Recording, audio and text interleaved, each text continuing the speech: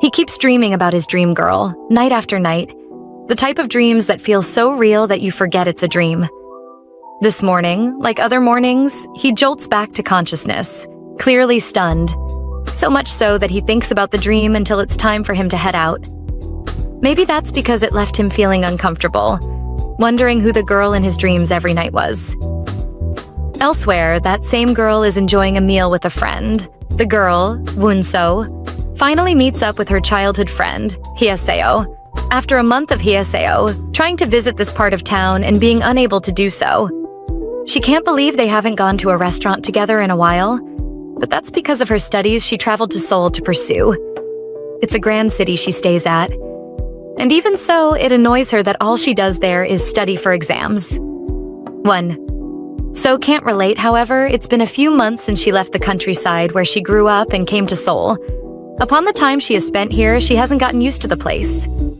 Nevertheless, she is glad that she and Hyeseo get to hang out today, since they are meeting up to eat and make up for lost time.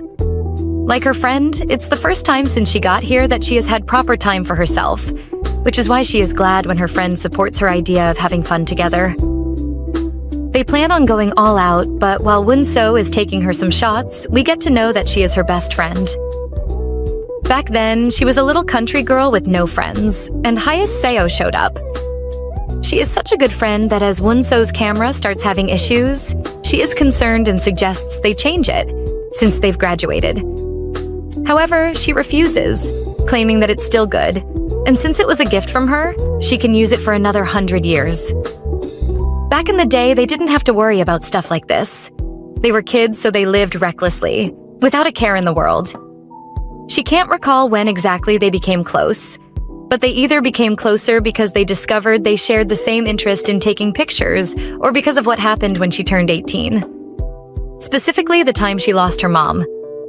She was lost without her, but Hyeseo stayed by her side as best as she could. Later on, she got that camera so she could take pictures and apply for her entrance exams. The plan was for them to go to college with it, but it also gave her the strength to stand up again. That was a while back. Right now, while Hyeseo is focused on how good a time she had today, Won-so fears that she spent a little bit of money today. She spent so much that she considers getting a part-time job to help her cover her student loans. In the end, she doesn't pay much attention to that thought, believing that everything will work out somehow. Even though she knows it's hard to find a part-time job around these parts, she hopes to find one. Fortunately for her, some flyer glides into her arms. It contains information that a certain establishment known as the Moonlight Kitchen Cafe is in serious need of part-time workers. The pay is enticing and motivates Won-so to call the number on the flyer. Unknown to her, the person who picks up her call and invites her to come in for the interview is watching her from a crystal ball. She assures the lady on the phone that she will be at the cafe soon, since she is in the area and she keeps her word. Nevertheless, when she gets there, she isn't certain she is at the right place. She had walked past it earlier and hopes she is at the right place when she walks in. Upon entering, she discovers that the cafe is beautiful on the outside and seems rather sketchy on the inside. It even looks more like a bar than a cafe. She ends up concluding that it has a good vibe, gazing around until she accidentally bumps into a guy at the counter. That guy is Doya, the guy who dreams about her every night. In reality, they are strangers to each other for now, but he feels like he has seen her before. Suddenly, a glimpse of his dream pops up in his head. It causes him to panic, wondering why he thought about that just now. Because to him, she seems silly. It's a really bad first impression he has of her, and he walks away viewing her like that, leaving her with the impression that he is a strange person. 1. So suspects he said something to her, but lets it slide and focuses on the pretty lady at the counter. She introduces herself as the person who called earlier, prompting her to ask if she and Doya were here for the interview. She instructs them to take a seat and fill out the application forms on the table. Won-so is shocked to hear someone else came for the interview and wonders who it is. She soon figures out the second person is Doya, the guy she bumped into earlier. It looks like they're interviewing together, prompting her to conclude that only one person is getting the job. She then goes on to pick the form, sit by him, and read its contents aloud, making Doya feel uncomfortable. He then asks Won so why she is sitting by him, and she responds that the boss told her to. She doesn't understand why he is being so rude, wondering if the attitude he is exhibiting is what they call Western manners. Whatever it is, she decides she cannot let people like him stick around and plans to have her revenge. On the other hand, Dio tells himself that So must have misinterpreted the cafe owner. Still, he doesn't get up, remaining seated until she arrives and asks So if she is done. She affirms that she is, but confesses that she thought this place was a cafe, whereas it is not. The owner agrees, admitting that she calls it a cafe because she plans on running it as a cafe during the day. When asked if she has ever had a part-time job, So replies that although she hasn't really had one, when she was at her hometown, she used to help out at restaurants and supermarkets. She claims she is really good at cleaning and washing dishes, but then Dio, who has been silent all along, chips in. According to him, since she was clumsy enough to bump into him earlier, she'd probably break all the dishes. She doesn't understand why he is picking on her. But it gets even worse when he glances at her application sheet and mocks her handwriting. He questions the information she puts down, believing she isn't as good as she claims to be. With that declaration, he finally pushes So to the wall and she retaliates, demanding to know what his deal is. Unfortunately for him, he can't even come up with a smart mouth response, as he realizes he is experiencing unexplainable nervousness. Finally, he comes up with something, pointing out that empty vessels make the loudest noise.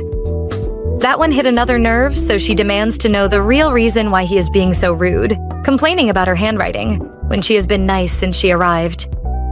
During their argument, her knee accidentally touches his, simultaneously with when she mocks the handwriting on the menu board. It's the knee touch that causes him to panic and get up, shocking So and the cafe owner, who has been silently watching them argue, but they don't know. Instead, they feel it's because she complained about the handwriting on the menu board and he is taking it too personally. Soon, it dawns on her that she actually disrespected his handwriting as the boss reveals to her that Doya is already a part-time worker at the cafe. While they keep talking, he stands there, deaf to what they're saying and focused on the fact that he got excited because he knee-touched a girl's knee. Nevertheless, he snaps out of it just in time to hear So confessed that she felt he was trying to sabotage her interview. Those words hit him hard, pissing him off to the point that he starts emitting an evil aura. Amid that aura, 2 horns appear on his head, causing her to panic. Immediately, she does the most reasonable thing she can think about and tries to pull out the horns. She refuses to accept they are real, wondering how they popped up out of nowhere. She tries to tell herself he is doing Halloween cosplay, months after Halloween. It's funny how she keeps pulling Dio's horns and he lets her at first, before asking her if this is her first time seeing a devil. He warns her to mind her manners, but she is so stunned that she freezes, while still holding on to his horns. Their boss is busy enjoying the drama, letting them argue while she sips tea. Eventually, So lets go of his horns and decides she is safer if she sits with her boss. She feels safe at the moment and wants to know if the cafe is a place where devils gather. Suddenly, her boss's eyes go demonic as she confesses that she is a sorceress, a witch, an immortal, and also a pretty boss. Surprisingly, So is not fazed. On the contrary, she wants to know which of those things her boss is, and if she can cast spells like they do in wizard movies. She agrees that she is similar to the movie depictions, although she condemns some of the stuff shown in movies, claiming most of them are rarely accurate. According to her, in the real world, a being can have multiple names, like her. So doesn't look bothered because she has come to understand that the generation has changed a lot. They are in a time where humans have no other choice but to live harmoniously with nature and see people like her as people with special abilities. The cafe she is in is a place where those special people kick back and relax. Turns out the cafe owner likes her. She asks her when she would like to start, crushing Doya totally. Still, he has no say here. So has announced that she will be available during the weekend, and the owner gleefully responds that she will see her then. Doya doesn't hide how displeased he is, but she's hiring because she feels he needs a helping hand from time to time. He believes that if his opinion didn't mean anything, she shouldn't have asked him to stay back after closing time. But their boss doesn't care. She plays the victim and accuses him of being rude to her, when Won-so asks if she can work there as an ordinary person. On hearing this question, even Doya wants to know if that'll be possible. To his surprise, she responds that Won-so isn't an ordinary girl, as she has a guardian angel following her, shocking her, because she thought it's only her who sees the creature. Her angel, once it realizes it has been spotted, comes out and is also shocked. It introduces itself as So-so, and once more her boss assures her they'll see each other during the weekend. When she leaves, Doya still refuses to accept her. He doesn't know if it's okay to work with her, but is more bothered about her guardian angel that he can't see. Turns out even the owner didn't see it initially. Her crystal ball told her about it, but she still believes she's done the right thing. Mostly because during the day the cafe is visited by human customers and by employing one. So, she is supporting human coexistence with their kind. She then asks her cat, Princess, to get a uniform for Won-so, and asks Doya to be nicer to the new employee next time. She and Princess didn't expect him to react the way he did today, since they know him as a flirt. He refuses to explain, walking out of the cafe annoyed as he declares that he is going home and she will pay him for overtime. When he leaves, they acknowledge that he's being weird today, and the scene shifts to Won. So, who's on her way home? Just to be sure, she asks So-so if it gave her the part-time flyer, and it claims it didn't. She admits that she is feeling excited because she is not the only one who can see So-so. The mystical being claims this is so because it is a bit mysterious, before Won-so recalls that her new boss is a sorceress and Doya is a devil. It now makes sense to her when she was a little girl, and her mother told her her father was an angel. She claimed he descended from heaven and couldn't come to see her because he was busy working at the time. She considers the possibility of them existing when So-so snaps her out of her deep thinking. It admits it is also happy as well. When she asks why, it reminds her that they have to sign up for classes the following day, a key detail she almost forgot. When the day finally arrives, she is seated before her computer screen, trying to click on something as So-so keeps her posted on the time. Eventually, she gives up, cursing the computer screen, before declaring that it's madness that it's still loading. She regrets not going to an internet cafe to do this, before giving up and returning to her bed. She is drained and frustrated because of the malfunctioning computer, but glad that at least she has the day off. On her bed, she recalls that Hiseo and her have a lot of classes together, remembering that's what she saw when she had a look at the timetable that she sent to her. She also remembers Hiseo saying something about a freshman party, wondering if Dayo will be there too. Suddenly, life returns to her, a new hope that she could make new friends or probably get too drunk. She is nervous, no doubt, but she goes to the party anyway. It's her first night outing in Seoul, and what they see literally cripples So-so's mind. Specifically the many people on the streets, and a lot of them who are underdressed. Won. So on the other hand is nervous, but she is certain everything will go well, since she has a guardian angel. A guardian angel that might need guidance to make it through this night alone. Why? Well, it is suddenly interested in the drinking alcohol part of the freshman party. It claims drinking alcohol makes it feel mature and has hopes that Won-so ends up with a good-looking boyfriend.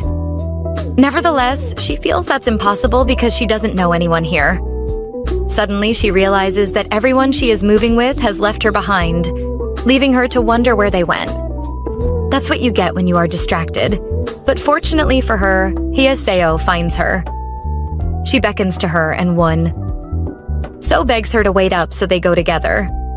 Before she knows it, So-so gets all serious all of a sudden, telling her about a smell that is very strong today.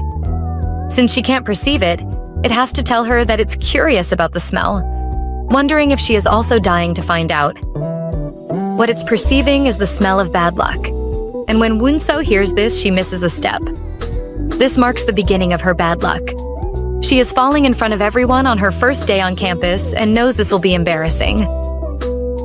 As she calls out to So-so, expecting it to do its job as her guardian angel and save her.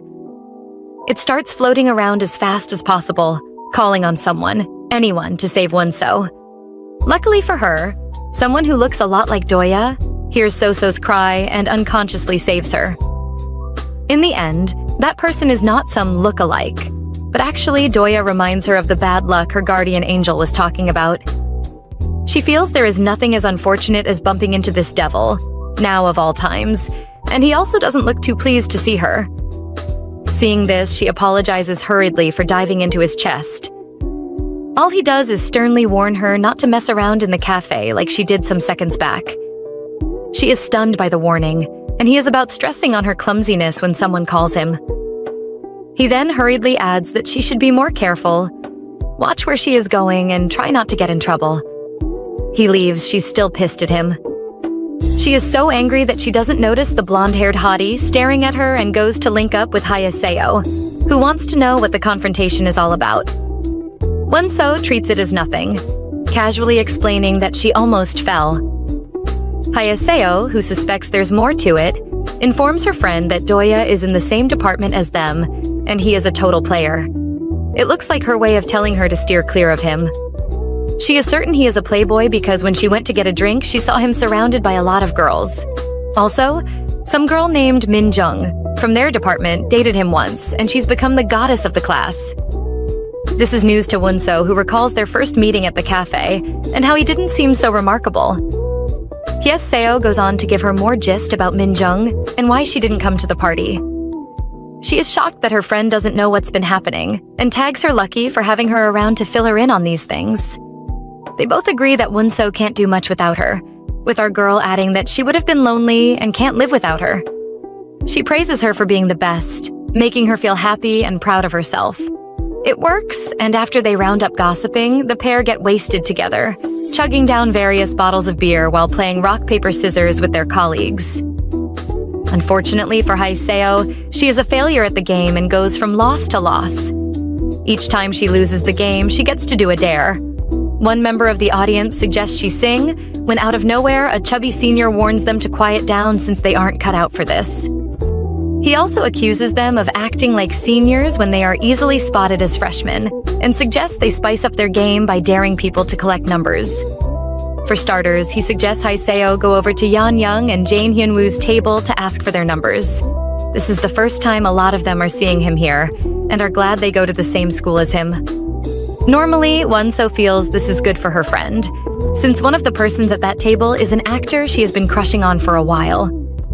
She has always looked like the brave one, but at the moment she cowers, preferring to drink than to go over there and get a number. This is because she fears that if she goes over there, she will be rejected. She'd rather drink and perish, but before she can take another sip, Wonso, who sees that her friend needs someone to bail her out, plans to save her. She acts all patriotic and gets up, declaring that she will drink on Hayaseo's behalf. Soso is very happy to have another opportunity to drink, viewing her as a pro at drinking. Meanwhile, Hayaseo stares at her like she is her hero. It looks like all's good until she has a whiff of the beer and realizes that she has made a terrible mistake. Even Soso can't continue because it can't tell whether that's beer or gutter water. Seeing that she can't drink and she has taken over Hiseo's burden, the fat senior suggests she go get Jaehyun's number so she'll be free. Unlike her best friend, Wonso actually makes a move to get the number, walking towards their table while her guardian angel keeps firing questions at her. It knows she has never asked anyone for their number or seen a celebrity before, and this ends up causing her to start feeling nervous. Upon noticing this, he tries to calm her down by declaring that celebrities are just people after all.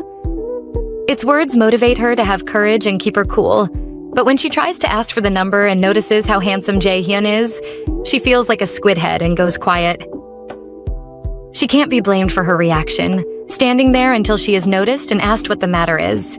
She couldn't respond, so his friend explained that she must be a freshman in the photography department who are having a party nearby.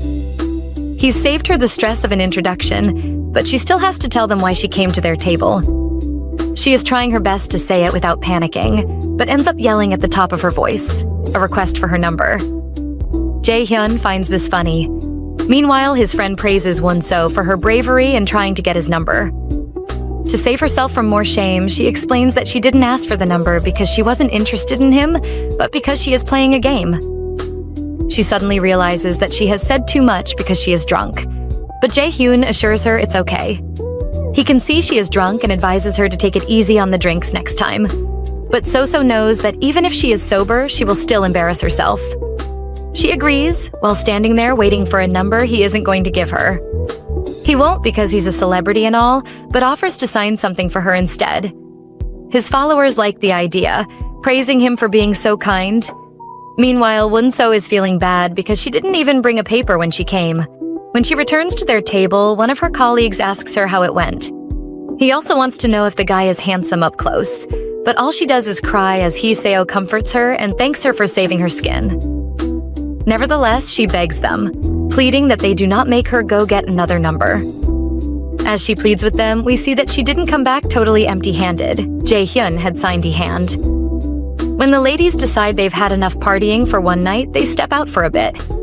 It's quiet outside, and Won-so has to leave a tipsy Hee-seo to go get something that'll help her feel better. She requests for milk, and Won-so plans on getting that, along with wipes to clean the marker stains on her hand. On her way to the store, she stumbles upon an intimate moment between Doya and the girl he was with earlier. She can't help but exclaim in shock, alerting him of her presence, but he ignores her, leaving her to wonder if that's actually him. Eventually, she leaves them be and continues to the store, her face glowing bright red when she arrives. Her guardian angel, who refuses to let things slide, complains about how youngsters nowadays do freaky stuff in the streets. She ignores it, wondering why the room is so hot, but it keeps talking about what they just saw. The more Soso talks about it, the more uncomfortable she feels, until he pleads with her that she doesn't end up like those two. It also wants her to unsee everything. She assures it she is cool and it doesn't need to worry that much.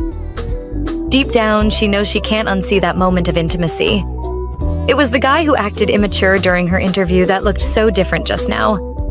It's a lot, but she has to will herself to stop thinking about it by trying to remember why she came to the store in the first place.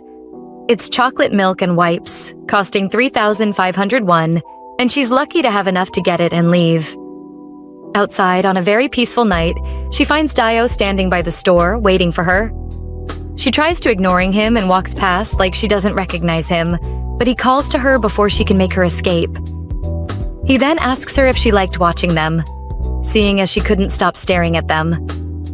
This question makes her feel embarrassed, although it pisses Soso off. It advises Won-so not to be afraid and speak her mind, and she does, blaming the fact that she saw everything on Doya. She cautions him for going at it in public, unafraid that a child may have walked by. In response to all her whining, Doya laughs, confused by what she is going on about. He claims he continued because it looked like she liked what she was witnessing, and claims that if anyone saw her, they'd think she was a pervert. Again, he calls her a pervert, but she retorts that he is the pervert. He disagrees before she advises him that it is good to cherish who he loves, and doing stuff like that outside isn't cherishing. He scoffs at that declaration and is about to say more when Hee-seo interrupts them, complaining Won-so left her all alone. She has to go attend to her, but before she leaves, she once again reminds him that he needs to cherish people. She then goes over to her friend to comfort her and give her milk to help with the tipsiness. Doya, on the other hand, watched them while dwelling on her words that he describes as lovely. He can't believe he was flustered around her the day they met and considers it his most humiliating defeat. He doesn't really understand what he is doing, but he leaves anyway while the friends remain, seated on the curb. Eventually, Hee-seo gets a little relief and realizes that she went a little overboard with the drinking. Won-so agrees, pointing out that it was that way because she lost almost all the games. About the final round, she claims that before her best friend stepped in and had to go get Jae-hyun's number, but she claims that she is a true fan and will love him no matter what. She is about to give this very long speech when Won-so suggests that if she wants to thank her, she should do so by taking her to an amusement park later on. She agrees and helps Won-so clean the marker stains on her hand, so they head into their dorms. They are not 100% yet, when Jae-hyun appears from out of nowhere. He arrives just in time to see them clean his signature and playfully complains about how they are cleaning it off so early. Won-so assures him that she is only cleaning it because seniors teased her a lot. She apologizes, nonetheless, maintaining her cool while the brave one panics. She is taken aback by his presence, so she whispers into Won-so's ear that he is handsome up close. True, but also funny, as she doesn't need to whisper, since the guy she is gossiping can hear her clearly. With her cover blown, she decides to face him and tells him that she is a big fan of his. She started rooting for him in one of his movies, The Love of the Sun and Moon, and sees him as the best actor ever. She claims she will love to learn from him her whole life, stuff that he is probably used to hearing by now. Nevertheless, he invites his friends to come party with him and his crew, as they are heading to his house to continue partying. Usually, the same people turn up for his parties, and he is sure his friends will like it if new faces come for this one. It's a tempting offer, but Won-so politely declines. Her reasons are that Hee-seo is still drunk and their party isn't yet over. But Hee-seo disagrees, claiming that she is sober and can handle another party. Jae-hyun's friend, Yeon-young, rams into their conversation to help talk the ladies into coming by telling them about an actor, a rapper, and some other well-known people that will be there. If they come, they can get autographs from these people, something Hye-seo wants so much that she begs Won-so to agree, so they both go with him. She even talks down their freshman party, comparing it to a pajama party, just to convince her. The moment Jae-hyun says the ladies don't have to tag along, if they have other plans, he looks shady. A more reason why Won-so knows she has to go with them is to prevent her friend from going alone with them. After all, these guys are strangers to them. For Hye-seo's safety, she agrees and they all leave for his house. However, before they leave the area, some freshmen spot them and identify the ladies with the celebrity. They wonder where they are going, but leave them be and head back inside to continue partying. Elsewhere, the best friends unwind at the celebrity party, but all Won-so can think about is how she saw Doya kissing. Thinking about this leads her into a temptation she shouldn't have fallen for. A temptation that leads her into Jae-hyun's room and leaves her in regret. But regret can't save her now. Proof of her deeds is all over her class group chat, along with the news of Jae-hyun getting intimate with her. It's a lot, so let's go back to a few minutes after they were spotted leaving for the celebrity party. When the girls got to Jae-hyun's house, Won-so marveled at how luxurious it was. But Hee-seo wasn't too surprised. She expected this much from a guy whose parents are famous actors. Suddenly, she spotted the rapper, Unlimited Boy, whom Yeon-young talked about earlier. Immediately, she went to take pictures with him, leaving her best friend all alone. She didn't know what to do and considered having a drink or two while still keeping her eye on Hee-seo. It took her some minutes to conclude that she is good at making friends and getting along with strangers. She sat there wondering if she should go over and talk to someone, but hesitated because she felt like the odd one out. Seeing her indecision, So-so came to her to comfort her and assured her that she didn't have to think much about trying to talk with them. She disagreed, however, pointing out that the place is filled with people she saw on TV. She regretted not dressing up more and began to sulk when it stepped in. It asked her if she was experiencing late puberty and offered to teach her how to catch everyone's eye. Maybe she was wrong to trust So-so, but at the time it felt like the best course of action. Lesson 1 was for her to hold a glass and stand by the window and declare that she was lonely and wished someone appreciated her and not her money. Won-so was confused, demanding an explanation, but So-so replied that it was teaching her its lonely rich man technique. Unfortunately for her, she tried out its little truck, pretending to be lonely and empty. It got worse when Jae-hyun arrived just in time to catch her act. He sounded like he pitied her, but she was embarrassed and claimed she was kidding. He found that funny and asked if she was enjoying the night view before asking her about Hye-seo's whereabouts. She asked him to get her some drinks, but suddenly disappeared by the time he was back. Worried, Won-so decided to call her, but got distracted when Jae-hyun talked about how beautiful the full moon sky was. He claimed he liked his house because of the view, and even revealed to her that way back he lived there with his family. Often it felt too spacious for a person living a lot, but whenever he stared at the sky, it felt crowded. For a second, he looked sad, right before he put on a weak smile and declared that although he knew his friends were there for him, he felt alone sometimes. She didn't know celebrities could feel lonely, but frowned as she thought about that, making him feel like he said too much suddenly. To her, he didn't. She only reacted that way because she thought she understood what he was going through. When she was little, she lived with her family in a rural area with no one her age around. There weren't many buildings or streetlights, but the sky was clear. When she looked up to the sky, the stars were so bright that they lit it up, making her feel like someone was by her side. Looked like that was how her teddy became So-so, the spiritual being. She watched the stars with it back in then, and until now she is grateful that she always had So-So by her side whenever she felt alone. Since both of them appreciated the beauty of the night sky, he suggested that they drink whiskey and enjoy the view together. With that warm smile on his face, she was bound to agree. From drinking by the window, the pair moved to his room. He claimed he didn't like having guests over, so he had never let anyone into that room, but he was taking her there to show her the view from his room window. Staring out that window was like Throwback Thursday for her, reminding her of how it felt when she was a kid and stared at the sky with So-So to chase away her loneliness.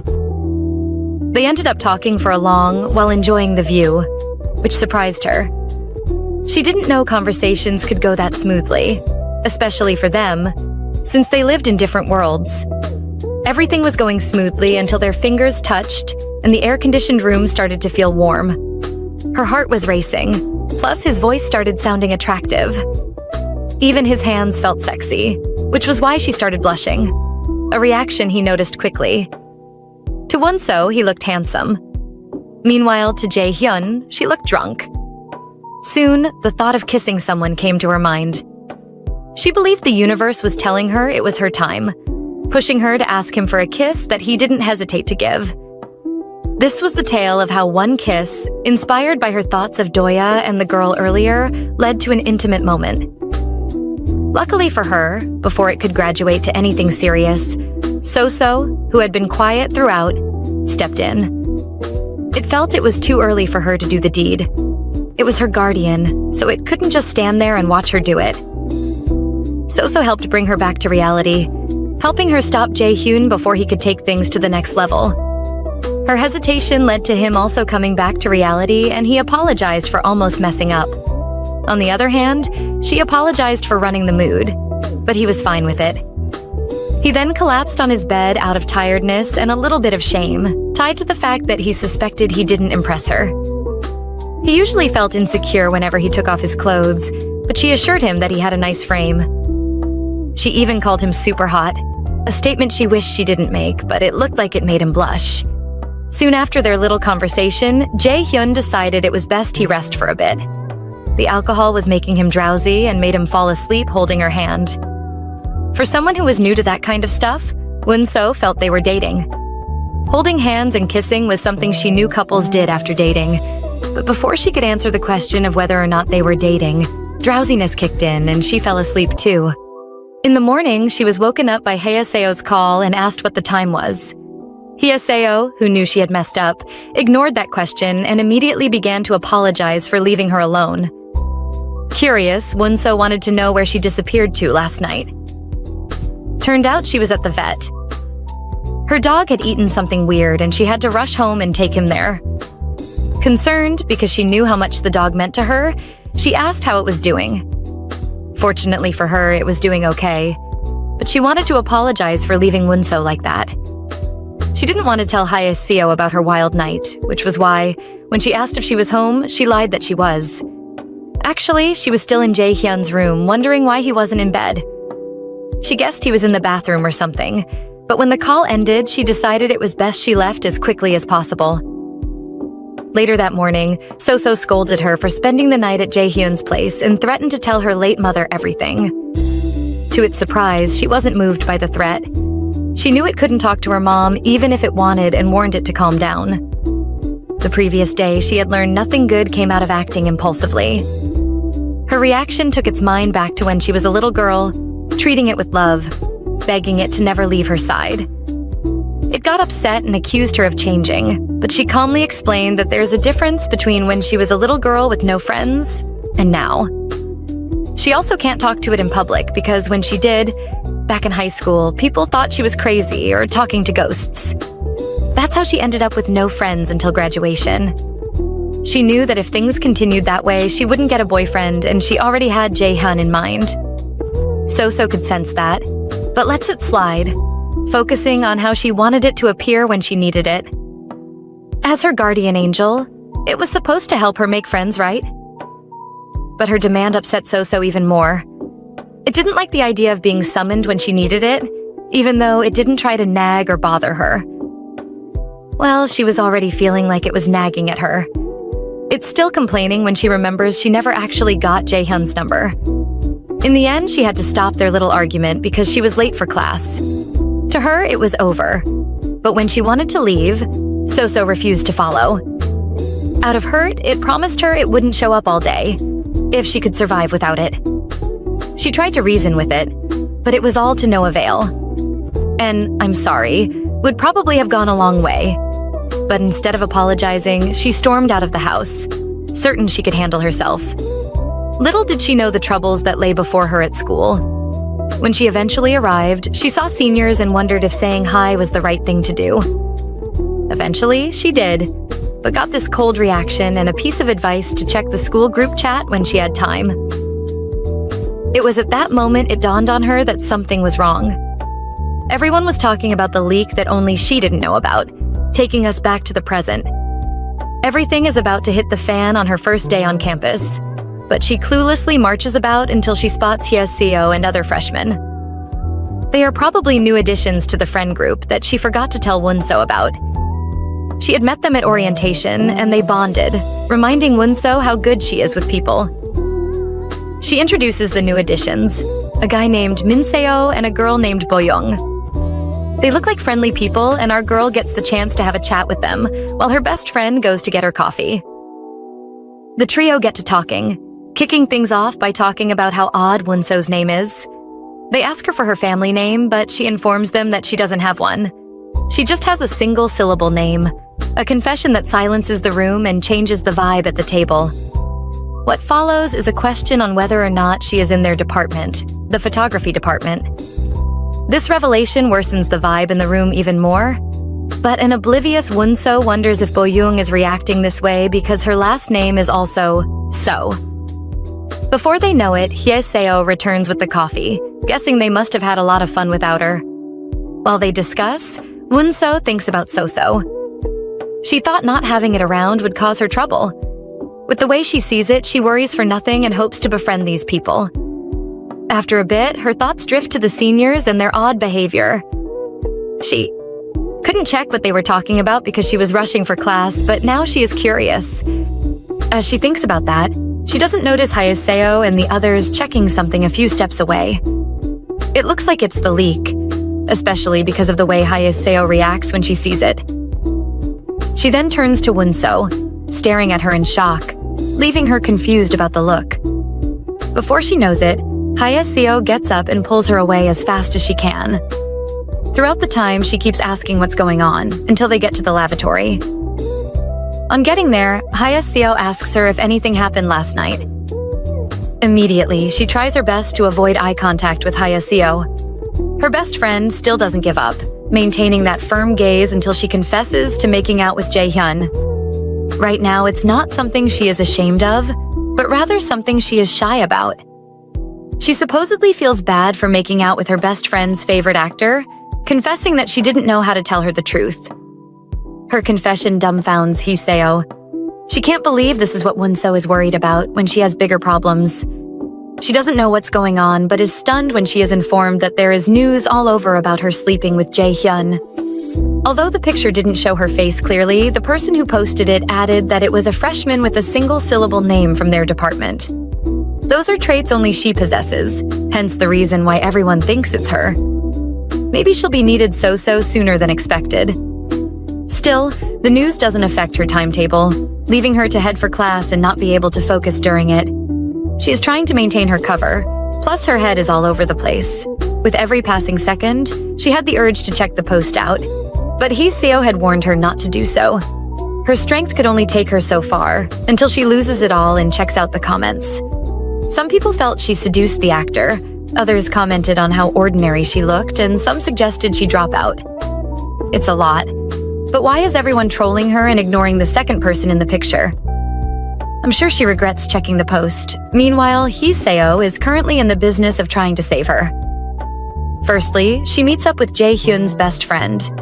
His name is Moon Daegyu, but she mispronounces it, causing him to correct her the fourth time. She might have forgotten his name, but he didn't forget hers along with her department. Whatever it is, she wraps up the introduction and asks him if he has heard from Jaehyun. Daegyu, catches on quickly and asks if she wants to discuss the Wonso issue with him. That's the plan.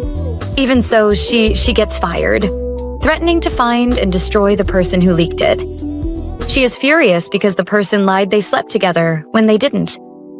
All of a sudden, he tugs on his collar and smiles mischievously, claiming the news is actually true. He feels that way because, apparently, Jae-hyun told him they slept together. The Jae-hyun she knew couldn't tell a lie like that. At another part of campus, at a later time, he finally arrives at school, with his presence gathering a swarm of people to him. News of his arrival got to Daegyu, who came to talk to him about schoolwork. Before they finish talking, Hye-seo steps in, demanding to speak with him. When they are alone, he asks what she wants to talk about, like he doesn't know about the picture. Sadly, she notices a change in his voice and vibe. She still goes ahead to say what she has to say, asking him if he wants to date Wonso.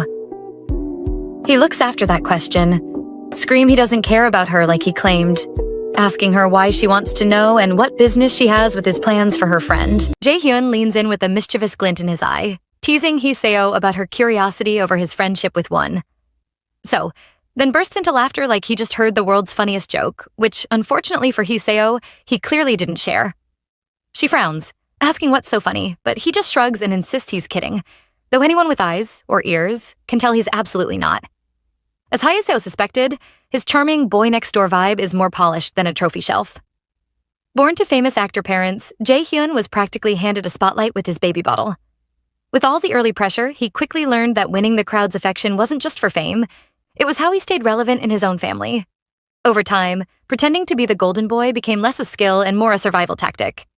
His manager brags about his flawless manners and work ethic like he's a walking Hallmark card, and the internet, unsurprisingly, eats it up like free samples. Jae-hyun wears his public persona like a designer jacket, perfectly tailored, wildly expensive, and absolutely necessary. Out in public, Jae-hyun greets the cheering crowd with his signature smile and wave, looking every bit the perfect celebrity, while secretly thinking most of them must have way too much free time.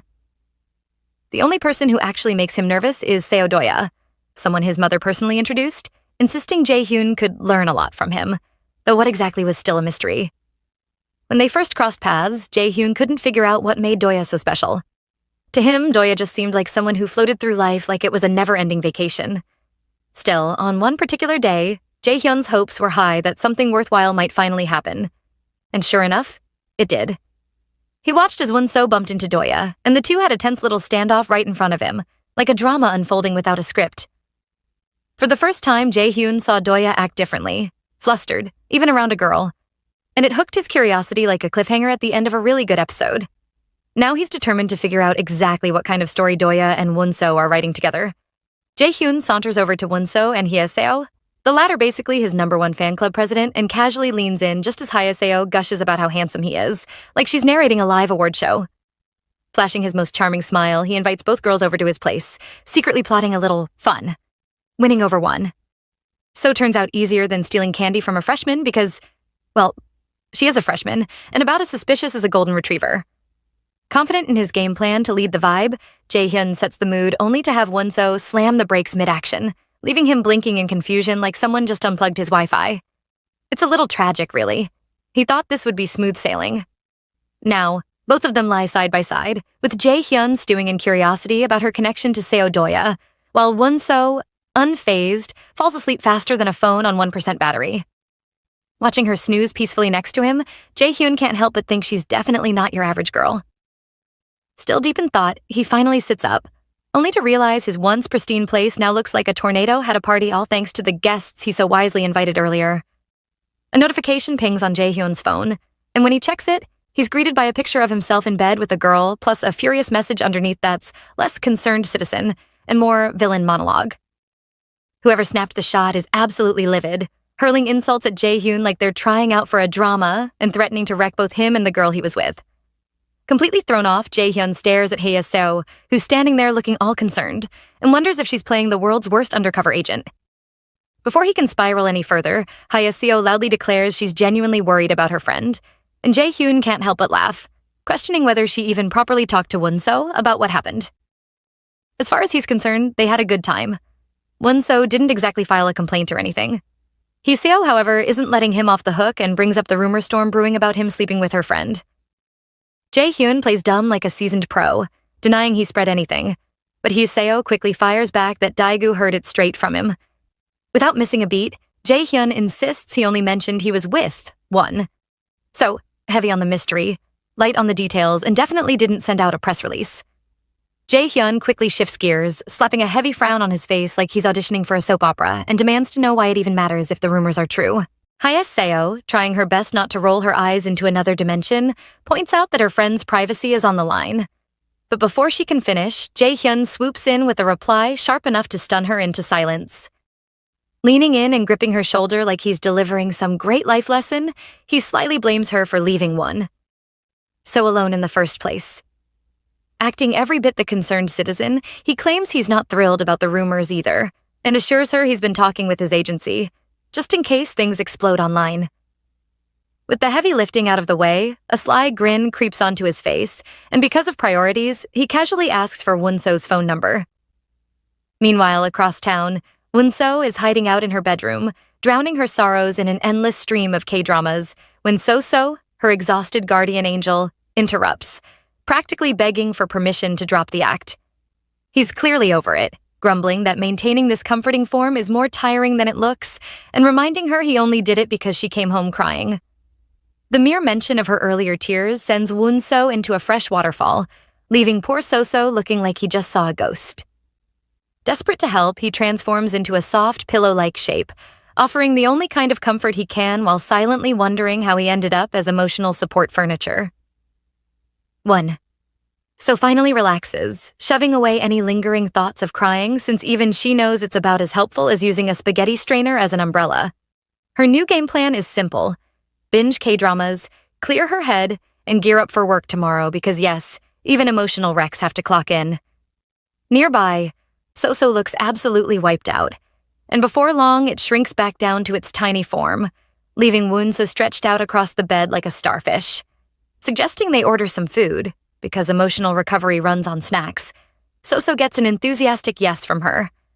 Meanwhile, somewhere across town, Seodoya is lying in bed too, only he's not alone, casually sharing the space with a woman, adding a whole new layer of drama to the night's unfolding chaos. Seodoya sits in a daze, blaming his current mess on having a little too much liquid courage earlier. He tries to explain himself, but the girl brushes him off, eyes glued to her phone like it holds the secrets of the universe.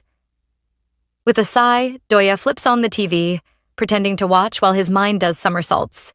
His body's been feeling way off ever since that bizarre dream he had, and not the good kind of weird. Out of nowhere, she throws on some clothes and announces she's heading out, casually inviting him to tag along like they're besties on a coffee run. Doya's stunned. Wasn't there supposed to be a cozy movie night? Turns out the movie was just a cover story. She really just wanted a bit of Doya time. He lies there afterward, staring at the ceiling like it personally betrayed him, trying to figure out what's happening with his body and life, wondering if he's stuck in some kind of low-budget sci-fi plot. The strange dream hits Seodoya again like a rerun he didn't ask for. 1. So pleading with him for something big before sneaking in a kiss right on his face, smooth criminal style. He remembers meeting her for the first time, the memory lingering just as a call from Uncle Taiha buzzes in. Doya grabs his phone and casually lets Hyung know he's crashing here tonight. Something he apparently thought was big enough news to text about earlier too. Flopping back in bed, he stares at the rough ceiling like it personally offended him, sucking in deep breaths. When it finally clicks, the girl from the dream was one.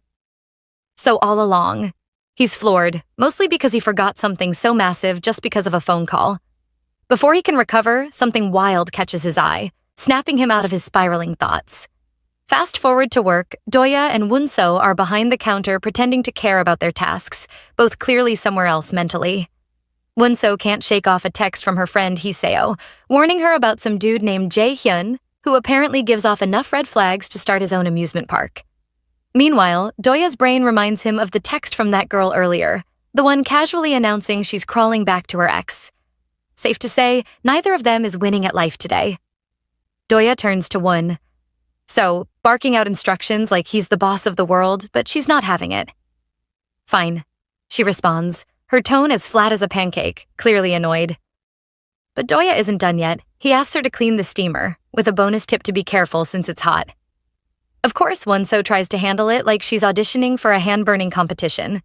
And Doya, with the reflexes of someone who's had enough, grabs her wrist mid-action, yelling at her like she's oblivious to basic safety. She's taken aback, wondering if this is some personal vendetta, and if he saw the news about her mess with Jae-hyun. Trying to keep it cool, she apologizes for messing up, but then, out of nowhere, she snaps, furious about how unfairly he's treating her. She demands to know if she's ever wronged him somehow. Ever. Doya, clearly struggling to keep it together, sighs and mutters that he's just trying to help, his frown deepening like he's preparing for a storm. They stand there, face to face, looking ready to launch into a full-blown verbal brawl. The tension between them is thick enough to cut with a knife, and honestly, being in the same room doesn't seem like a great idea right now. Wonso heads to the storeroom, eyeing a can of sauce perched on a shelf way too high for her to reach. She stands there, considering her options, but there's no way she's asking Seo Doya for help. Her pride's on the line. After a quick scan, her eyes land on a rickety stool in the corner, and with a determined huff, she decides to take matters into her own hands. Meanwhile, Doya steps into the storeroom, wondering where Wonso's wandered off to. He's met with the sight of her teetering on the wobbly stool, stretching like a circus performer to grab the can. He knows the stool is trash, which is probably why it's out of sight when not in use, and he shouts at her to be careful. Naturally, as soon as he calls out, the stool gives way, sending Wonso crashing backward while the can plummets toward the ground. Doya's reflexes kick in just in time. He lunges forward, catching her before disaster strikes. But the can's still on a mission, landing right on his head. A sharp pain shoots through him and his vision blurs, leaving him dazed. Wonso, panicking, calls out to him with tears streaming down her face, asking if he's okay. His brain tries to process everything, wondering if this is just another twisted dream. But nope, it's painfully real. In this weird, chaotic moment, he ends up with his head resting on her chest, not exactly how he pictured things would go down. So asks again if Doya's okay as he slowly pushes himself up, but his sudden scream catches her off guard. He spots the blood on her shirt and freaks out, but she quickly snaps, saying she doesn't care about the shirt right now because he's bleeding badly. She's tried to wake him up multiple times, but he wouldn't budge, and he was too heavy for her to move. Doya starts putting the pieces together, and so gently touches his face, genuinely worried about his eye. She admits she was really scared, and for a split second, Doya's eyes wander to her chest, creating a heavy silence between them. Feeling the awkward tension, Doya suddenly stands up, all sharp and focused, saying he needs to cool off and bolts out of the room. Wonso is left sitting there, completely thrown off, wondering if he should go to the hospital. Before she can make up her mind, So pops in, advising her to call the boss immediately. It's obvious that Wonso caught on to something earlier before Doya made his quick exit. Outside, Doya starts singing the Korean national anthem to calm his nerves since things are so weird right now. His face is on fire from all the blushing. After taking a quick breather outside, Seo Doya steps back in, ready to clean up and get back to work. Wonso spots him and rushes over, her top changed, and a first aid kit in hand. She says she'd planned to call 911, but the boss insisted Doya would be fine since he's a demon, mentioning it'd be a bit awkward if he showed up at the hospital and accidentally sprouted some demon horns. Doya, still puzzled by his earlier reaction, assures her there's no need for a hospital visit. Without warning, he slaps himself hard on the face and So practically jumps, shouting at him for hitting himself, but he casually claims it's just an itchy cheek. She offers some ointment she has with her, hoping it helps. They lock eyes for a brief second, both silently deciding to pretend nothing happened earlier. Wonso places the first aid kit down, thanks him for helping, and Doya responds with his usual nonchalant demeanor, like nothing out of the ordinary has happened at all. In no time, Wonso taps into her nursing skills and stops the bleeding before questioning Doya about it. She's still curious about why he didn't want to go to the hospital, and Doya confidently brags that demons can handle much worse. Head wounds are nothing to him. So apologizes for causing the whole thing, admitting she's clumsy and distracted because something's been bothering her. Doya asks about it, but she hesitates, wondering why he's always so mad at her. Thoughts of Jae-hyun and the news flash through her mind, but she doesn't give him the real reason. Instead, she claims it's about E.T., an acronym for Everyone's Time, their university's community app. Won-so guesses he probably doesn't know what that is, but she explains she got frustrated after he kept picking on her. Doya denies ever picking on her, and Won-so, a little forcefully, places a bandage on his wound. Doya, baffled, can't understand her. First, she hurt him, then treated him, and now she's hurting him again. He laments, but So just calls him a drama queen, pointing out the wounds practically healed anyway. So asks him about demons, genuinely curious about their abilities. Teasing a little, she claims he's not much different from a cow with his horns and tail. She also brings up something she's heard, demons trading souls for wishes or something like that. The mention of it catches Doya's interest, and he asks if she has a wish. She confirms she does, but instead of trading her soul, she offers to cover a shift for him. Seems pretty fair, right? Turning to her, Doya feels a strange, nauseating sensation he can't quite pinpoint. His gut tells him it's definitely not love, so he brushes the thought off. Maybe it's sexual attraction, but he dismisses that too. He doesn't really care for her offer, and she admits she was planning to take the easiest route to get what she wanted. Doya thinks on it some more. She's ditzy and silly. Definitely nothing sexy about her. Maybe, just maybe, the feeling gnawing at him is curiosity, considering she's the one who's been haunting his dreams and messing with his life.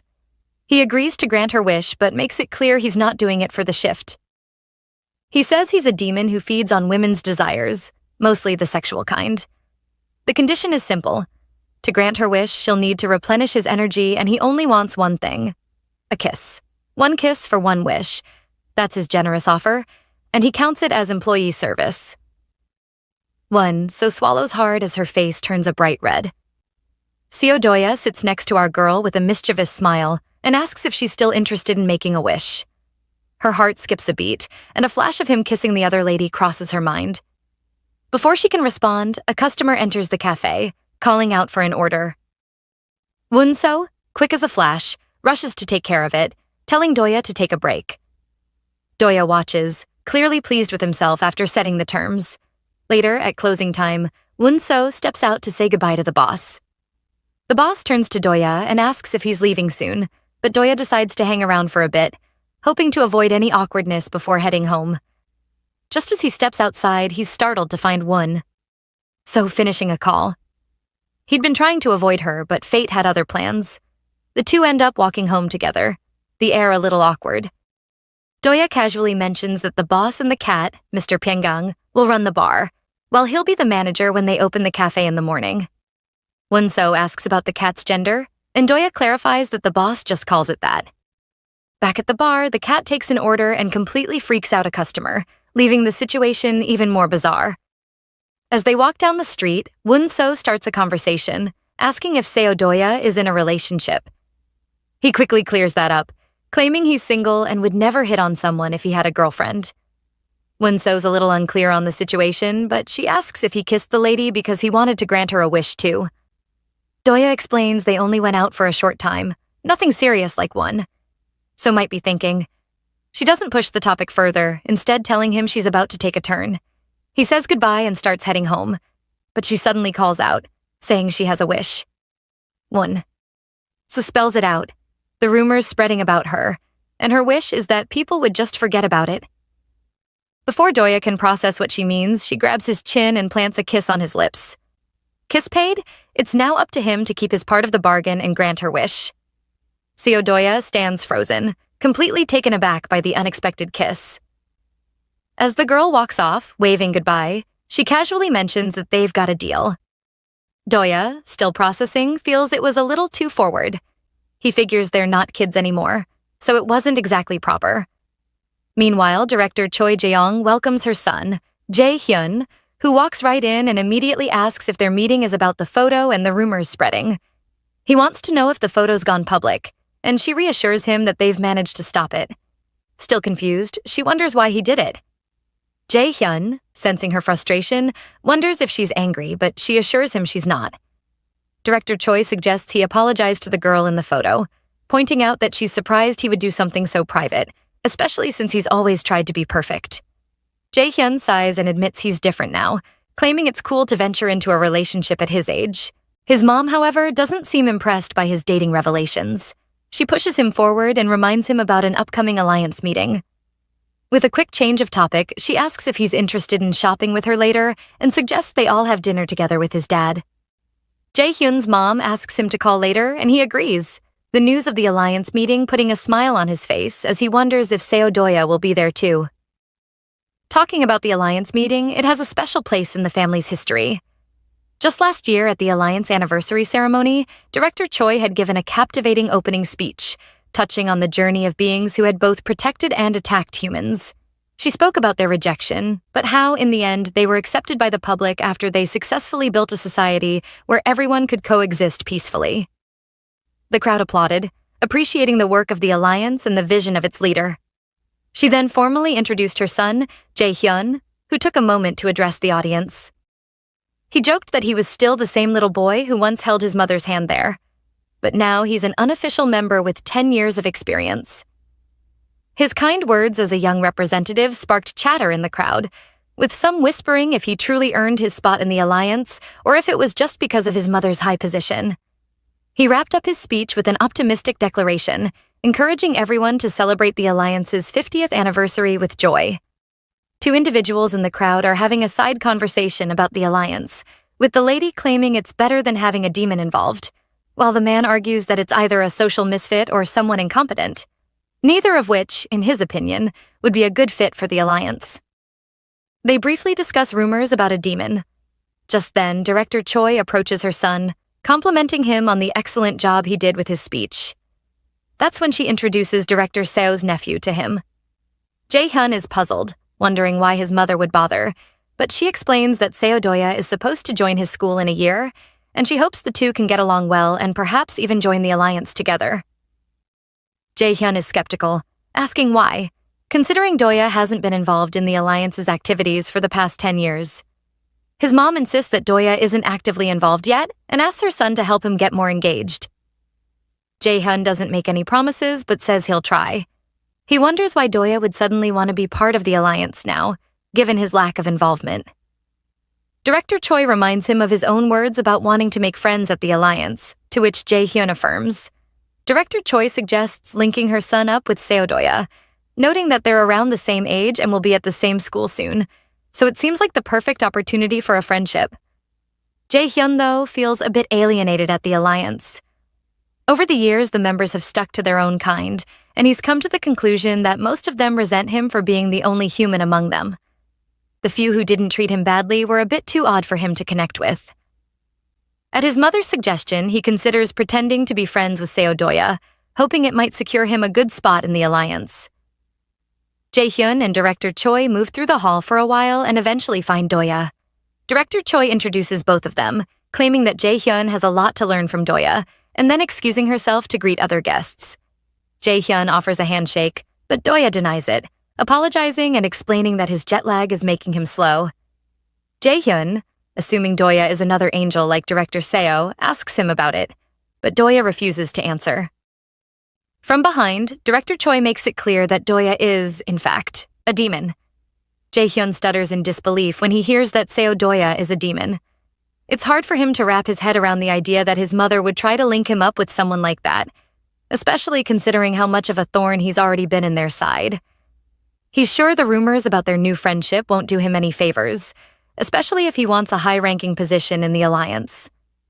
So, he decides to stick with Doya, hoping to stay on his mom's good side. Trying to play nice, Jae-hyun offers his friendship, but Doya tells him he won't be attending any of their events and asks him to pass the message along to his mother. Jae-hyun insists it might be a problem, since his mom specifically asked him to get along with Doya. Doya questions why Jae-hyun would follow such orders, and Jae-hyun explains that as a mere human, he has to obey the higher-ups if he hopes to keep his place in the alliance. Doya laughs, pointing out the irony that they claim to have peace and harmony with humankind, but won't even accept Jae-hyun. Still, Doya thinks a human has better chances of being accepted than a demon. Jae-hyun, surprisingly, agrees with him without hesitation, which unsettles Doya a bit. He's not sure whether Jae-hyun genuinely believes in the idea of peaceful coexistence or if he's just going along with it. Jae-hyun, on the other hand, finds Doya's eloquence intriguing, and wonders if the demon is using sweet words to lure humans in. Jae-hyun has heard that demons can grant wishes, and now that he's supposed to form some sort of bond with Seo-doya, the idea of this friendship is starting to feel more interesting than he expected. It's been a long time since anything or anyone has intrigued him this much, and he's curious to see how things will unfold. With newfound excitement, Jae-hyun extends his hand, asking Doya to shake it this time.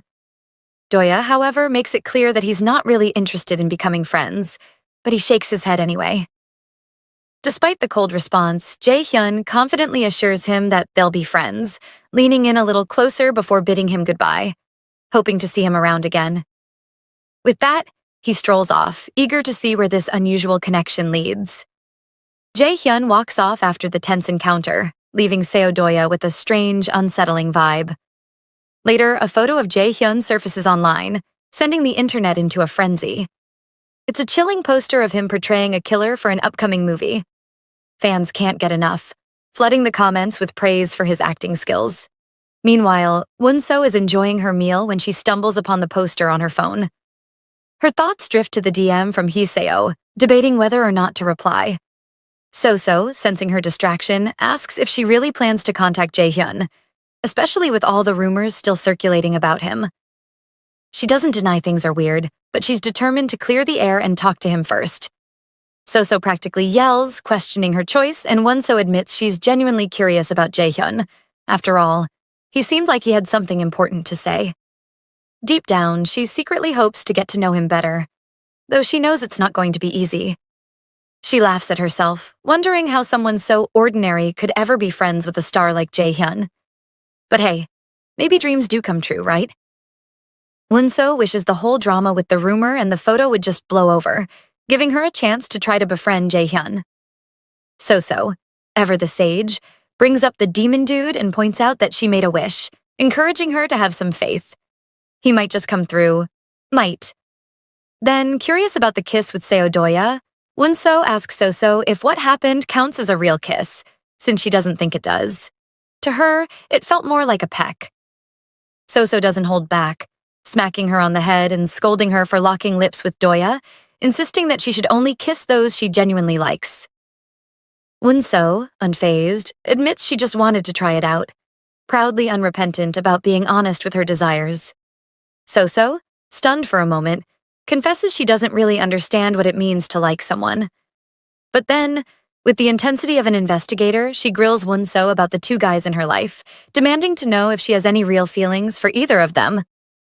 The memory of Seo-doya's villainous grin, asking if she'd like to make a wish, flashes through Wonso's mind. She wonders if he could really erase a memory overnight just because he's a demon. Doubt creeps in. She doesn't think he's capable of such a feat, especially since the image of Doya she has in her head isn't exactly glowing.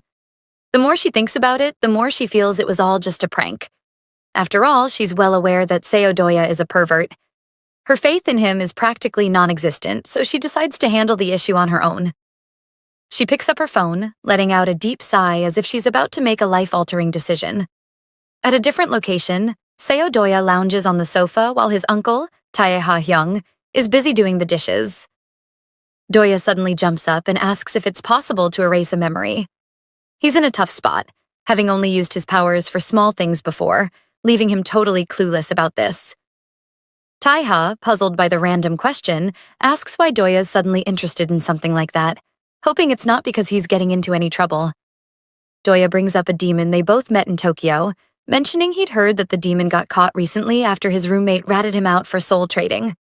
Doya quickly assures Tae-ha that he's not up to anything shady and his hands are clean. Tae-ha, clearly not convinced, asks Doya to call him uncle and pleads with him to do so. Doya visibly grimaces at the request, making it clear he thinks it's weird to call Tae-ha uncle, especially considering their new identities. Tae-ha, trying to lighten the mood, suggests they try a father-son dynamic instead.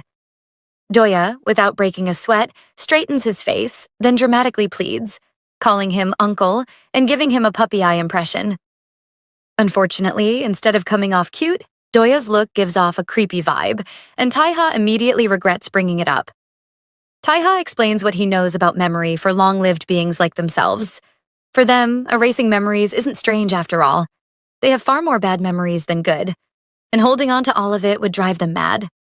Doya, however, points out that he's never seen Taiha erase any memories, to which Taiha responds that some things are simply too important to forget. Doya, still curious, asks how he could erase a memory, and Taiha gives him a rundown. He tells Doya that he'd need to create a story more compelling than the current rumor, and that would make people forget about it naturally, without needing any demon intervention. Taiha says Doya's powers could amplify the oblivion, but he also warns that it won't be a clean wipe, since memories are complex, and fragments can resurface if triggered. Doya, still confused, is told to think about the origin of the rumor and use his powers on that. Taiha is certain it'll solve the problem. Doya, deep in thought, tries to recall the rumor's origin, and the only thing that comes to mind is when Wunso mentions something about E.T. He checks the app only to find there's no solid news, just mentions of Woo Jae-hyun and some photograph that people claim is photoshopped. Nothing really clicks, except that Jae-hyun is clearly the topic of interest right now, so he's definitely on Doya's radar. Woo Jae-hyun steps out of his waiting room and spots director Seo, greeting him with a polite hello.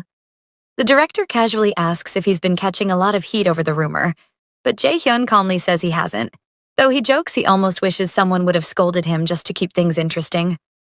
Staying cool, he takes a seat beside the director. Taiha Hyung then hands over a new ad contract, suggesting Jae-hyun skim through it while getting his makeup done. Curious, Jae-hyun asks about Seo Doya, and the director shares that his nephew's now enrolled at Jae-hyun's university. He even hints that Jae-hyun should hang out with Doya more, since the guy could really use a solid friend. Jae-hyun agrees without fuss. Later, he checks out E.T., only to find it oddly quiet, especially weird considering the scandal had just exploded. Even though the company already handled the news, he expected the school to still be buzzing like a broken fire alarm. The mental image of Seo Doya cornering Wunso amuses Jae-hyun, certain something suspicious is brewing between those two. He wonders if Wunso would dare reach out after everything, and right at that moment, someone calls out that the team's ready for his shot. He sets down his phone to get moving, but as luck would have it, a new message from Wunso pops up. Wunso's message pings just as Jae-hyun is halfway out the door, but after finishing his shoot, he texts her and they agree to meet up. He finds her by the back gate, and after a quick exchange of greetings, he asks if she's holding up okay, knowing full well she's probably been worried about the photo and the rumors swirling around. Wunso laughs it off like someone who's seen worse, and she has, while Jae-hyun sheepishly apologizes for not reaching out sooner, blaming it on not having her number. A classic rookie move. He reassures her that the post's been taken down, and Wunso shrugs, saying she's fine. It's not like her heart is made of steel. But after years of getting roasted by life, she's learned not to flinch. A quick flashback plays in her mind. Back in school, she's mocked for talking to ghosts, while her guardian angel Soso desperately tries to keep her focused on an actual soccer ball. Of course, she zones out thinking of her mother, lets the ball drop, and the whole playground erupts in laughter like it's a comedy special. Back in the present, though, Wunso's got thicker skin than a winter jacket, and she tells Jae-hyun that people always find something to gossip about, but eventually it all fades away. Jae-hyun, impressed, realizes she's a lot tougher and a lot cooler than he ever gave her credit for. Wunso casually asks if Jae-hyun has any clue who the sneaky photographer might be, and he admits he knows every single person who was at the party. They were either from his department or part of the entertainment crowd, so it's not like he can just point fingers at someone willing to crawl into the farthest restricted part of the house, just to snap a shady photo. The audacity still fries a few circuits in his brain. To actually answer her question, he figures it's probably a particularly nasty fan stalking him. Although considering how strict he is about security, there's a scary chance it could be someone way too close for comfort. The whole mess is such a headache, he's practically diagnosing himself. Wunso, ever curious, wonders what kind of person would stoop that low. But Jae-hyun, desperate to dodge the stress, quickly flips the conversation and reminds her that she mentioned having something important to discuss. His words hit like a jump scare, and Wunso, flustered, turns redder than a tomato at a farmer's market before awkwardly bringing up the matter of their kiss. Jae-hyun listens closely, nodding along, though in the back of his mind he's half convinced she's here to ask him out properly. A theory that crashes and burns almost immediately when Wunso, looking sincerely apologetic, says she doesn't think a relationship would work out between them. Jae-hyun just sits there, blindsided, like he's forgotten how to breathe. Won-so apologizes again, but Jae-hyun quickly calms her down and gently asks why she's turning him down. Catching her so off guard, she looks like a kid staring at a brand new candy aisle. He assures her it's not like he's trying to fast-track them into a relationship. He just genuinely wants to get to know her better, though. Honestly, each word feels like it's scraping against his pride like sandpaper. Won-so, struggling to find the right words, explains that it would just be weird for them to be seen together since she's just a regular person, and she's worried it might end up causing him trouble. Jae-hyun, ever the gentleman, apologizes for dragging her into the whole mess and says he won't force her into anything she's not ready for, but he does ask for one more chance.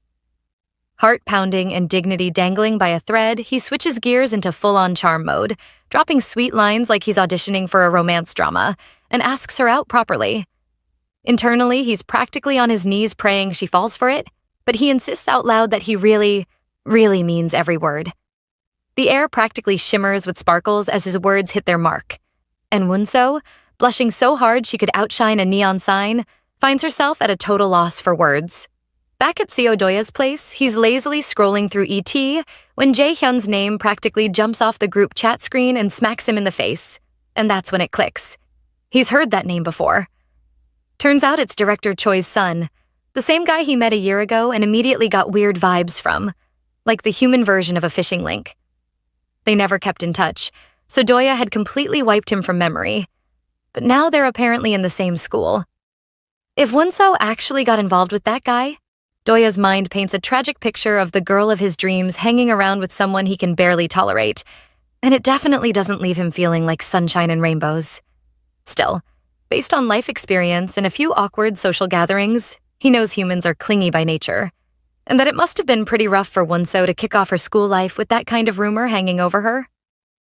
So, he happily grants her wish to clear things up. Out in public again, Doya strolls around beaming like he just won a prize, proud of successfully erasing the gossip, and seriously debates whether or not he should brag about it. He can already picture Won-so showering him with praise, so he stops in his tracks to text her, but while he's busy composing the perfect heroic message, something catches his eye. Across the way, Won-so's chatting with Jae-hyun, laughing and smiling like she's in a toothpaste commercial, and the sight throws him off so badly he almost forgets how to breathe. He watches as they say their goodbyes, with Jae-hyun walking off first, leaving Doya standing there wondering if he should have just kept scrolling. Won-so glances at her phone and notices a text from her best friend, quickly tapping out a reply before a sudden shadow falls over her, making her jump like a startled cat. She turns around and finds Seo Doya looming behind her, looking way too pleased with himself. He casually asks if she doesn't have something to say to him, and Won-so, all innocence and curiosity, blinks up at him and asks what he's talking about. Before he can even answer, she guesses if he's here because of the kiss, and Doya, seeing an easy out, completely agrees without missing a beat. Won-so, looking adorably serious, says she's thought about it a lot and apologizes if it made things weird, but she just really wanted to make a wish at the time. Now she just hopes it won't mess up their friendship. She hesitantly asks if he was being honest about granting her wish, and Doya, looking like he's been waiting for this moment, asks if she's checked ET lately, hinting that her answer's right there. He dramatically claims he couldn't grant her wish alone because he didn't have enough power and cheekily blames it on her weak pec, clearly still salty about it.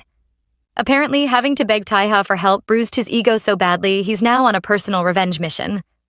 With a mischievous glint in his eye, Doya leans in closer and demands she do it again, but this time with more feeling, promising that then he'll grant her wish properly. Honestly, at this point, the love triangle brewing between Jae-hyun, Doya, and Won-so could fuel an entire season of reality TV, and who knows where it'll all lead. Seo Doya asks for another kiss, more intense this time if Won-so really wants her wish granted.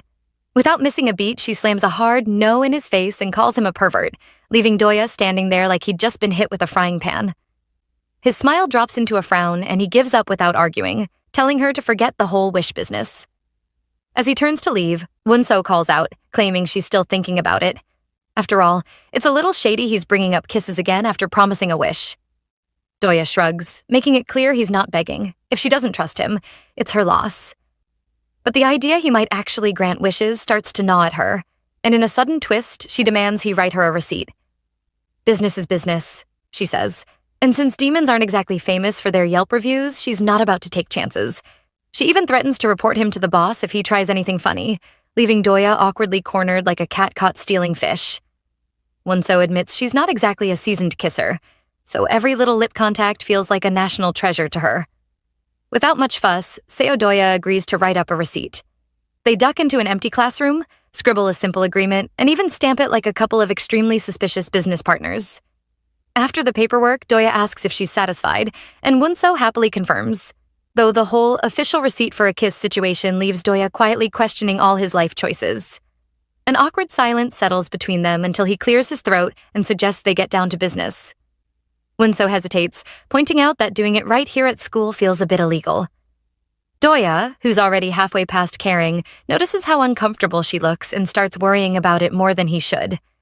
It hits him that he's acting like a nervous wreck over this, something he's never done before, and he grumpily blames it on her being ridiculously, painfully naive. Doya leans in, closing the space between them, and asks if she's really planning to back out now since it's a little late for cold feet. He holds her gently by the neck and suggests she just shut her eyes if she's feeling shy. He'll handle everything. Wonso takes a deep breath, squeezes her eyes shut, and braces for impact like she's about to ride a roller coaster, but just as Doya's lips hover centimeters from hers, he freezes. He notices she's trembling like a leaf in a storm, and a memory flickers in his mind, something she once said about treating people you like with care. Kissing her here, in a public classroom with all the romance of a tax office, doesn't exactly scream respect, and for once Doya decides maybe he doesn't want to be that guy. The memory makes Doya pull back at the last second, and he casually claims it's because someone might barge in and scare her half to death. He strolls toward the door, cool as ever, telling her he'll just put it on her tab. She can just pay up later. But before he can leave, Wonso darts forward, cuts him off, and says she really, really hates being in debt. Without another word, she plants a quick kiss on his lips and pulls back almost instantly. Remembering how he once called short pecs childish, she sheepishly asks how she's supposed to make it more intense. Doya, still reeling from her ambush, doesn't waste another second.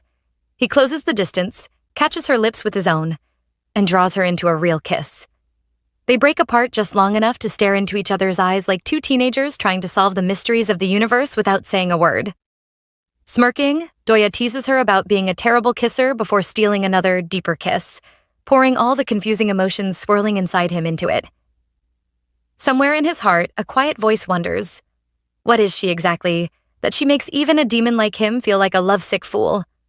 Seo Doya and Wonso are caught up in an unexpectedly passionate moment, but when she pulls away, Doya's confusion grows as she points out the rather awkward protrusion that's clearly a problem. She asks if it's okay to touch it, and he, somewhat amused, agrees but secretly wonders if she even knows what she's doing. Undeterred, she proceeds, claiming she's seen how it's done before only for Doya to stop her mid-action, clearly rattled.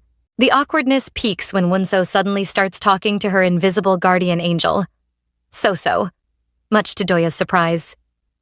He freezes, trying to figure out who she's talking to, and Wonso casually brushes it off, assuring him not to worry. Realizing that someone might be watching, Doya panics, bolts out of the room claiming he has a class, and leaves Wonso staring after him. The second the door shuts, Wonso turns to So-So and yells at him for totally ruining the moment. So-So, unfazed, throws the blame back at her, sarcastically asking if she really thinks the demon guy will keep his word and grant her wish. She gazes into the distance, musing that she's not sure, but at least she's pretty sure Doya wants to kiss her again, and, well, her curiosity got the better of her. At first, it's just a casual makeout session, no emotions, just the heat of the moment, but soon, things escalate, and the tension between them intensifies. Wonso realizes she's feeling a mix of excitement and a strange, thrilling sense of danger. As the kiss deepens, her guardian angel, So-So, pipes up, reminding her she'd agreed to go on a date with Jaehyun and that kissing another guy was just weird. Wonso, completely out of her depth, asks if it's wrong to plan a date with one guy and kiss another on the same day, admitting she got swept up in the temptation. So-So advises her to only kiss someone she actually has feelings for, and that's when it hits her. She's in the middle of a very sleek love triangle. The problem? She has no idea who she actually likes right now. The charming blonde actor or the mysterious demon guy. Guess she's about to find out. Hyeseo and Wonso make their way to Moon's kitchen, and while Wonso's practically bouncing with excitement, Hyeseo's just not feeling it. Hyeseo points out that the hot barista everyone on ET is talking about works here, causing Wonso to wonder if she's referring to Seo Doya. Hyeseo confirms, revealing that's where she works part-time. Cue panic. Wonso? Working with the very guy Hyeseo's been obsessing over? It's too much. She's mentally replaying hot guy on loop and imagines an image of Doya, but she's not impressed by the cuteness, of course. Wonso takes charge, teasing her for not recognizing a cute guy when she sees one. Hyeseo's hopes are high as they enter, but instead of the dream guy behind the counter, a gentleman greets them. Hyeseo's puzzled. Who's this guy? She approaches the counter, seriously wondering where the boss is and why he's nowhere to be found. The man at the counter greets her by name, then asks about Wonso too, before assuring them both that their orders are on the house. Wonso thanks the man for the kind gesture and asks if they've met before, and with a big smile, he introduces himself as the cute cat who works with the boss. The realization hits Wonso like a ton of bricks. This is the same guy she used to lovingly shower with kisses. She zones out for a moment, and Hyeseo catches on to her friend's sudden weirdness. At the table, Hyeseo prods her for more details about the handsome guy, claiming she heard he only works on weekends. Wonso, still a bit distracted, confirms that the guy everyone's talking about is actually Seo Doya. The moment those words leave her lips, Hyeseo completely freaks out. She asks if the workplace is safe with Doya around, and Wonso assures her she was scared at first, but they've become somewhat close. Hyeseo, clearly concerned, warns her that someone as cunning and villainous as Doya could be dangerous. She tells Wonso to be cautious and keep her updated on everything between them, urging her to maintain distance. Pretty concerning advice, right? Well, considering how close Wonso and Doya have already gotten, it's clear they've already crossed that line, despite Doya's chilly reception at first. Sometimes Seo Doya is pretty harsh, accusing Wonso or yelling at her, getting on her nerves. But she starts to wonder if some of the things Hyeseo's concerned about might actually be her fault. She recalls the kiss, and though Doya seems a bit perverted at times, calling him a wolf might be pushing it. As memories of how flustered he gets play in her mind, she thinks he might actually be more naive than he lets on. Wonso laughs it off, but Hyeseo's serious, still concerned about Doya's true nature. Just as the bell rings to announce their drinks are ready, Wonso heads to pick them up, turning to her friend and casually mentioning that Seo Doya is actually nice, so she'll introduce them later. Back at the table, Wonso digs into her food, and Hyeseo teases her for showing up to eat instead of studying like they'd planned. Wonso, not missing a beat, asks for Hyeseo's outfit advice, since she has a date coming up soon. She even wonders if it's okay to go in what she's wearing right now. Hyeseo's a little rattled when the talk of a date comes up and immediately suspects Seo Doya's the one who hit on Wonso. To her surprise, Wonso clarifies she's wrong and drops the bomb that her date's with Jae-hyun. Hyeseo, still not connecting the dots, asks which Jae-hyun she's talking about, just to be sure. Wonso, a bit confused herself, explains she didn't realize there were multiple Jae-hyuns and that she's actually going out with Woo Jae-hyun. But before she can finish, someone interrupts, bringing up a new development on ET. The person closest to them checks it out right away, and is blown away by something called the Ricky Cake Shop incident. Hyeseo, unimpressed by the interruption, is still laser-focused on getting an answer, and asks again who Wonso's going on a date with. That's when it hits Wonso. Her wish has been granted. She's speechless, amazed by the realization, while Hyeseo, eager as ever, sits across from her at the table, practically vibrating with excitement for the big reveal. So much to unpack, and it's all coming soon.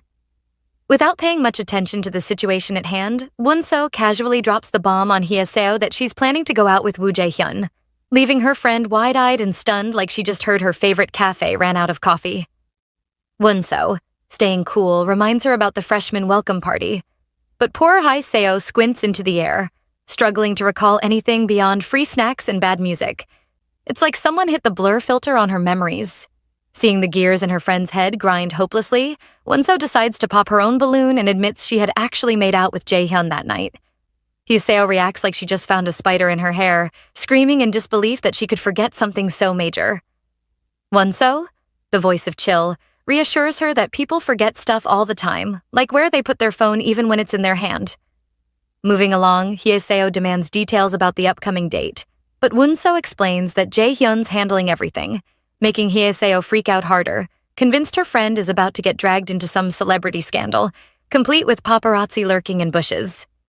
She's really not feeling great about it, especially considering Jae-hyun had given off some seriously weird vibes the last time she talked to him, the kind of vibes that make you double-check if your wallet's still there. Hee-seo, still unconvinced, asks if Won-so even really likes Woo Jae-hyun, warning her that just because someone's famous doesn't mean they're automatically a good person. Hollywood would like a word.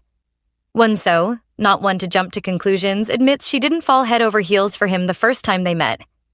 After all, he's from a totally different world where the coffee's fancier and everyone's Instagram looks suspiciously perfect. She's very aware that he's had plenty of chances to meet beautiful, talented people, so she's honestly just curious why a guy like him would bother asking someone like her out. A swirl of questions keeps knocking around in her head. Maybe he feels guilty about the kiss and all the wild rumors? Maybe he actually likes something about her? Maybe he's just curious, or maybe, fingers crossed, genuinely interested. Won-so figures going on a date might clear things up before she starts writing soap opera plots in her brain. Hee-seo processes it all slowly, like a computer running on low battery. Before her expression shifts, she realizes Won-so has lived most of her life in a small town with barely a handful of people around, and next to no experience talking to guys their age. No wonder she's excited and curious, like someone spotting a celebrity at the mall. Feeling the weight of responsibility drop onto her shoulders, Hee-seo quietly vows to look after her, probably too naive for her own good bestie. Hee-seo grabs Won-so by the shoulders like a proud mom at a school play, and declares loud enough for the birds outside to hear that her best friend is incredibly charming and ridiculously pretty, serving up the perfect confidence boost Won-so didn't know she needed. Without wasting another second, the girls charge out of the cafe with Hee-seo leading the way like a general on a mission. Operation Unleash Won-so's Charm. Their battleground? The mall. Hee-seo throws outfit after outfit at Won-so like she's dressing a life-size doll, eventually tiring her poor friend out halfway through the fashion show, but finally they settle on something Hee-seo deems absolute perfection.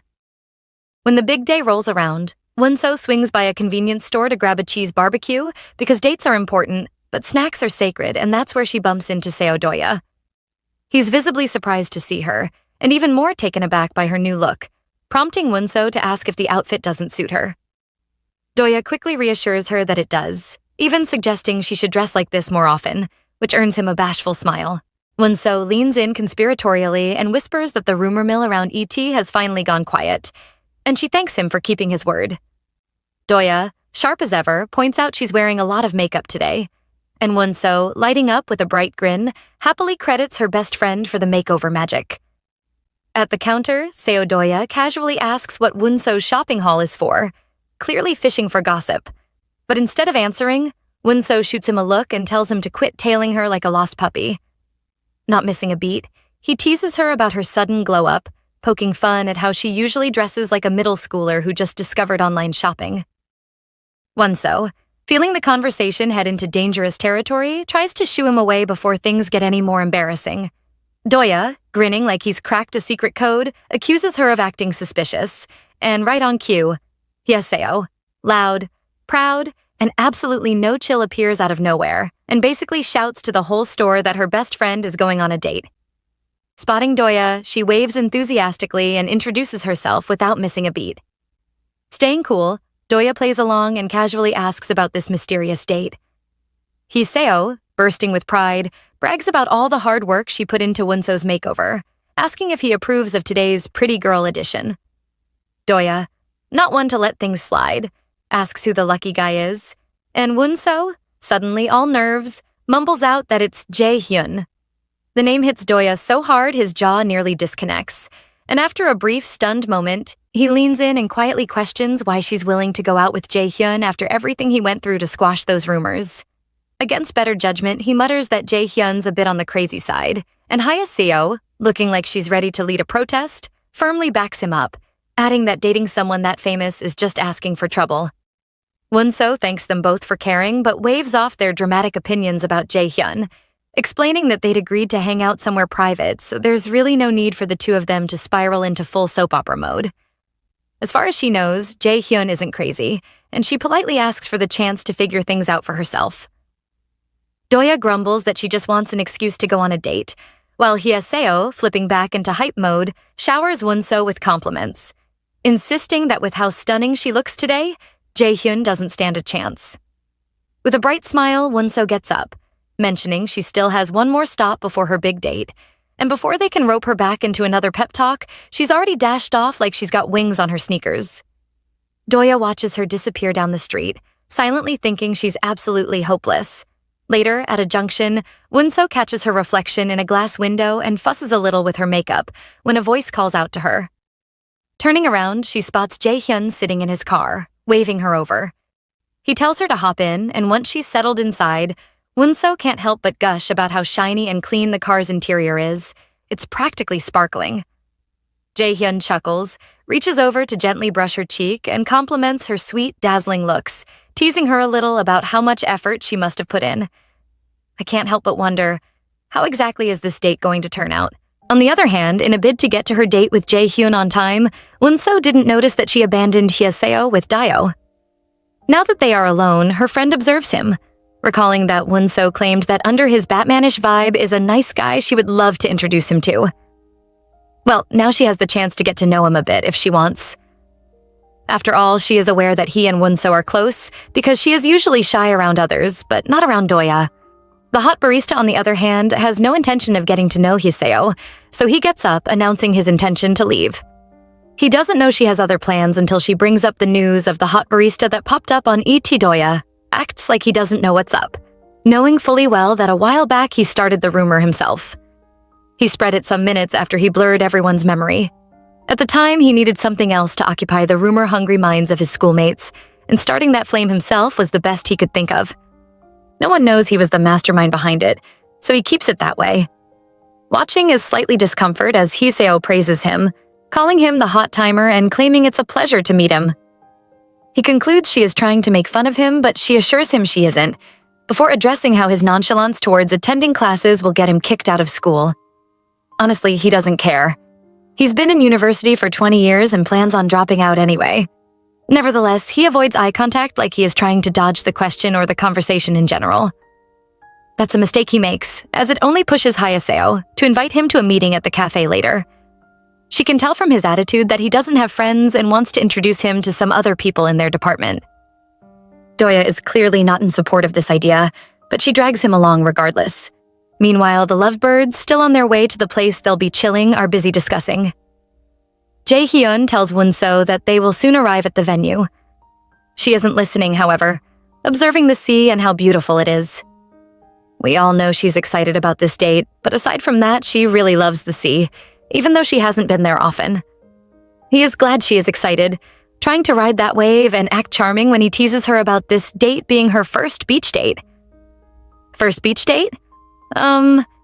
It's her first date ever. Maybe that's why her heart is beating so fast it feels like it wants to explode. The excitement is killing her right now, increasing as they arrive at the site. It's a beautiful scene, and Wonso doesn't fail to announce that, allowing Jaehyun to add that fewer people than usual visit it nowadays. Aside from its beauty, the winds are so strong that our girl has to watch her dress to prevent any unplanned memories. In no time, the pair are ready, heading gracefully to the beach as Wonso complains about failing to bring her camera. She loves taking photos, remember? Jaehyun assures her that all hope is not lost. They have their phones and will have to make do with that.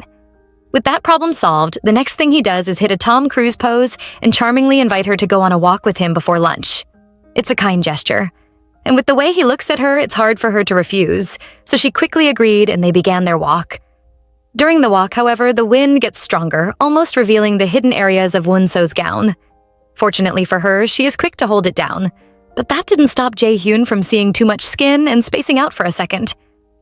Still, this is an opportunity for Wonso's Prince Charming, and he takes it, asking her if she feels uncomfortable because of the strong wind. She does, but promises him she'll be okay when she wraps her shirt around her waist. Even after her suggestion, he asks her to wait, claiming that if she uses her shirt, she will catch a cold. He then hurries off, leaving her bewildered, wondering if she overdid it with the outfit and is causing him trouble. She is still deep in thought when Jaehyun hurries back. He returns with a scarf and offers to wrap it around her. It's a slick move, so slick that he has Won-so letting him wrap the scarf around her while staring at him in awe. She concludes he must have run so hard to and fro and believes he is really sweet for going this far for her. Now that she is properly clothed, they decide to take pictures, and it's going great until Won-so starts to panic. For someone who loves taking pictures, it's weird that she doesn't like being in a picture. Jae-hyun doesn't mind, however, advising her to act naturally, so the picture goes great. Still, she can't help but laugh at herself for feeling awkward now. To ease her a bit, he promises her that the way she is feeling is normal, but if she gets photographed often, she will get used to it. She takes it as a tip from an actor, right before her shoe starts feeling uncomfortable, interrupting the mood, so she takes them off and runs to the sea happily. Our girl is feeling free as a bird right now, asking Jae-hyun to watch her, seeking to know if he is jealous. Honestly, he isn't jealous. He is rather lost in the moment, observing her keenly. After a bit, he takes off his shoes and joins her at the bank and views the beautiful setting skies with her. Won-so, unwilling to let this moment pass without capturing it, pulls out her phone and takes a few shots, followed by some shots of Jae-hyun that she steals. Shockingly, in the process of stealing the shots, she notices that he seems different from usual, focusing on him until he catches her in the act. Now, he goes back to his usual self, posing for another picture, after which he asks to see all she has taken. From afar, they look like a real couple, not two kids brought together by a scandal. Their vibe is so natural as they go through the pictures together, stumbling upon a photo of him getting attacked by a bird. For some reason, he wants to delete it, but she disagrees, trying her best to keep the phone away from him, even though now she is feeling more nervous than she was after their first kiss. She argues wholeheartedly that the picture is really cute, eventually getting off the hook when she promises to delete the picture later. Her soberness when she agrees with him pushes him to take the L and let her keep the photo. After enjoying a good time on the sand, they decide to rinse their legs and go grab a meal. To keep up his charm, Jae-hyun offers to help her with the rinsing, but she refuses out of embarrassment. She wants to do it herself, but he reminds her of their first night together. Truly, that's nothing compared to him seeing her feet. Realizing this, she lets him help her out, baffled by how kind he is and wondering if he really cares about her. If he does, we'll all find out later. For now, they settle down to finally have a meal.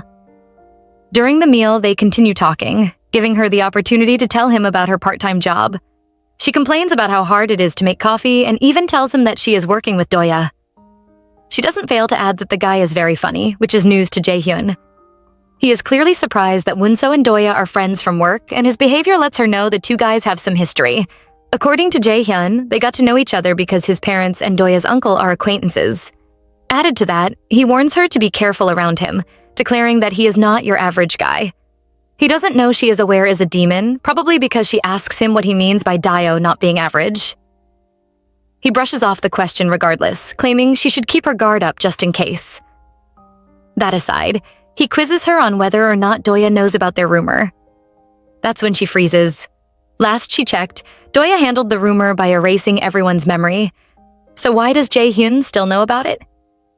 Speaking of Doya, the poor demon is with the lively Hyeseo, a date worse than hell right now. The poor guy had one too many drinks and is obsessing over Won-so, while Hyeseo tries to get him to join them for a third round of shots. Eventually she stops, realizing that he's completely wasted, so she escorts him out. While doing that, God forbid she remain silent. She always has something to say, considering now is the best time to tell Doya to treat Won-so well. She doesn't fail to add that Won-so is her best friend, and now he and she are automatically friends too. Right now he is too stoned to pay attention to all that, but focuses on a bottle of booze on one of the tables. He takes the bottle, muttering something about giving the bottle to someone before staggering away with it. Hyeseo, baffled by what he has done, apologizes to the people he has deprived of their drink. They assure her it's okay, nevertheless, as the bottle was empty anyway. Doya, still strolling away, is so stoned that he is recalling a distant memory about a time when he was happy. A time when he shared drinks with some damsel he called Lady Yeon, who loved to drink and wasn't affected by the booze. She was a girl who puzzled him and also mocked him for his poor tolerance of alcohol. It looked like he and this Yeon were romantically inclined, teasing each other repeatedly before he planted a kiss on his lips. From their friendly chatter, it was clear that Dio were indeed in a relationship and wanted to marry her, but her father didn't like him. He even hated him having anything to do with her, but she was sure they could work something out. After all, to Yeon, her father valued gambling more than he valued her. With that in mind, she planned to pay him off and leave home, which sounded like a reasonable plan, one that got them getting all intimate afterwards. After getting intimate, they settled down to talk some more. But it was getting late, and Doya advised Yeon to start heading home, so she refused, however, reluctant to go back to her normal life when she could continue living in Dreamworld with him. She even joked about them chilling together forever, but warned that he would have to bring a bottle of liquor and snacks. She claimed that the only reason why she was going to head back was that they had run out of those things. That aside, she liked the drink he brought her, and she begged him to bring her any tasty liquor he found in future. Of course, he teased her because of her drinking habit and noted how warm her body was. So he wanted to stay like that forever. Well, in the end, they all went back to their normal lives, leaving peacefully, without seeing each other for a while. That was because Doya hadn't visited the village in a while, but he thought about her daily. He was even thinking about her when his master arrived from a long journey. He expressed shock concerning the early arrival and was stunned to hear he rushed back because he got good liquor. He explained all the steps involved in brewing it, with the hopes that he would come back for it later, but Doya had other ideas. Lady Yeon did say he was to get her tasty liquor in future, and at the time he saw none as tasty as his master's liquor. He then took it and rushed into the village with hopes that he would give it to his lady. A pleasant memory. But why is he thinking about it now, looking so depressed as he lay on the floor wasted?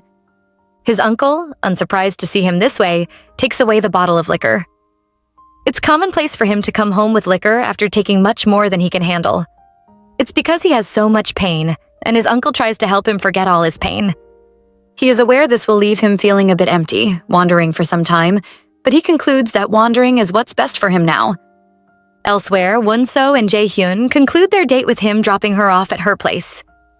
She thanks him for the ride and is about to head off when he stops her to tell her he had fun today. She feels the same way, but before he leaves, he switches on his charm one last time and asks her to give what he asked her earlier some more thought. They end their conversation when he tells her he'll see her at school and leaves, allowing her to head home to Soso, who is mad she came back so late after leaving it all alone and went on a date. It starts nagging her, complaining about everything, including her dressing, which it considers to be inappropriate. Nonetheless, she is not in the mood for nagging and begs Soso to back off, since she is beat. Her guardian angel, after seeing her collapse on the bed, hurries to console her, assuming the date went badly. But she assures it their date was all good and exciting. It has left her considering the option of dating Jaehyun. This is too much for Soso to process at the moment. Let's go a few hours back, a few seconds after Jaehyun asked about Doya and the rumor. She lied she didn't know if Doya was aware of the rumor, and he then wanted to know if he could visit the cafe sometime. His reason was that he wanted to taste the coffee she made, and that was fine with her. Later, when it was time to go, she was already in the car, patiently waiting for him to drive her back home, when he got an important call. Everything was normal at first until he asked her to get him a notebook. While trying to show her the notebook he was talking about, they got too close for comfort. It was like a perfectly planned scene, even though it happened naturally. However, fortunately for them, the caller interrupted what would have been a makeout session. He apologized to the caller for the delay, penned down what he had to, and returned to Wonso. She was still flustered because of the closeness earlier, and he decided to address that. He started by claiming he thought their first night together was fueled by them being drunk, and that made him feel they wouldn't blend well together. Nevertheless, after their date, he kept having the urge to kiss her. Wonso was probably thinking the same, so she closed her eyes and braced herself for impact, acting like she was in control until they were inches away from each other and the little girl in her kicked in, pushing her to duck out. Once more, she left Jaehyun hanging, which made him feel like he was moving too fast. Wonso assured him he wasn't, but he tried to make himself feel better by claiming the rejection was cool since they weren't dating. She didn't buy that excuse and decided to open up to him, explaining that the reason why she was nervous about kissing him was because of how anxious the last time had left her. It was her first kiss, and what she thought about most of the time. She went on to praise his smoothness and confessed to coming on this date just to be sure her feelings for him were genuine. She was torn between whether she loved him genuinely or whether she loved him because he was her first kiss, and that got him thinking. He suddenly has a sinister smile on his face, like he wanted to play with her. Maybe he wanted to use the fact that he was her first kiss to his advantage. In the end, he declared that they should go on another date, after which she would tell him if she liked him and wanted to date him. Back home, Wonso can't get her mind off the date, suddenly feeling so lively that she decides to take a shower. In the shower, she considers dating Jae-hyun after they go on another date, and her thoughts begin to skyrocket. First, she pictures the date. Then she pictures the buzz that will arise from her being the girlfriend of such a famous celebrity. Her thoughts flew to the point that she visualized them getting married. Unfortunately for her, in her deep thinking, Doya appears to interrupt the marriage, accusing her. His interruption and destruction of her marriage is what got her waking up, screaming, "Don't ruin my wedding." She realized it was all a dream and headed to the cafe for work. At the cafe, she is greeted by Doya, who asks about the date. Before we get into whatever tantrum the demon would throw, don't y'all wonder what was on Jae-hyun's mind after he parted ways with Wonso that night? Well, that night, while observing her leave, he could tell she knew about Doya's true nature. Her reaction when he asked about the rumor said everything. Also, it seemed like Doya had used his demonic power of wishes. That being said, he didn't understand why Doya would reveal himself to a human. She became a person of interest to him because despite the memory obliteration ads posted by the Alliance, her memory was intact. He wondered if she was not human or just a special case like him. If she were a supernatural, she was probably an unregistered supernatural because he hadn't seen her at the Alliance. Maybe she was a human who acquired powers, but the chances of that were 1 in a million. That's because the natural emergence of power had not been heard of for 100 years. In his car, he smiled at the possibility of Wonso being a supernatural and the fact that she might be the key he needed to his plans. He went sinister, smirking because he hoped they ended up dating. Looks like he isn't even interested in her because of love, but because of what he thinks he can get from her. Oh, the drama. Well, back to our demon lover boy who wants to know how the date went. Wonso is reluctant to answer that, pointing out that his voice sounds off. For some reason, he explains to her that he sounds this way because he had a lot of drinks last night. The confession sparks her interest, prompting him to complain about his time with Hayaseo. He can't believe Wonso left him with her, but she dodges the guilt trip, recalling that Hayaseo mentioned going out with friends. She is glad he went with her and sees this as them getting along like besties. Besties? Nah, he has no interest in that and wants nothing to do with Hayaseo, but he does want the scoop on Wonso's date. Recounting the date only reminds her of the warning Jae-hyun gave her concerning Doya. He claimed the guy was not an average guy, so she asks him if it's okay for people to know he is a demon. Doya gives her a firm no, declaring that if some crazy person found out he was a demon, they'd capture him and keep him for wish-granting purposes. That's not the life he wants to live, and the thought of him being bound, granting wishing, sends a chill down Wonso's spine. From her reaction, Doya can tell something is wrong and demands to know who she leaked his secret to. He suspects she said something to Haeseo, but she makes it clear she didn't say anything to anyone. But even if she did, it's okay. He lets her know that the Alliance handle memory obliteration and will take care of stuff like that, even if they can't take care of it all. To Wonso, this alliance is something she is just hearing about, and she is double stunned to hear that they erase memories.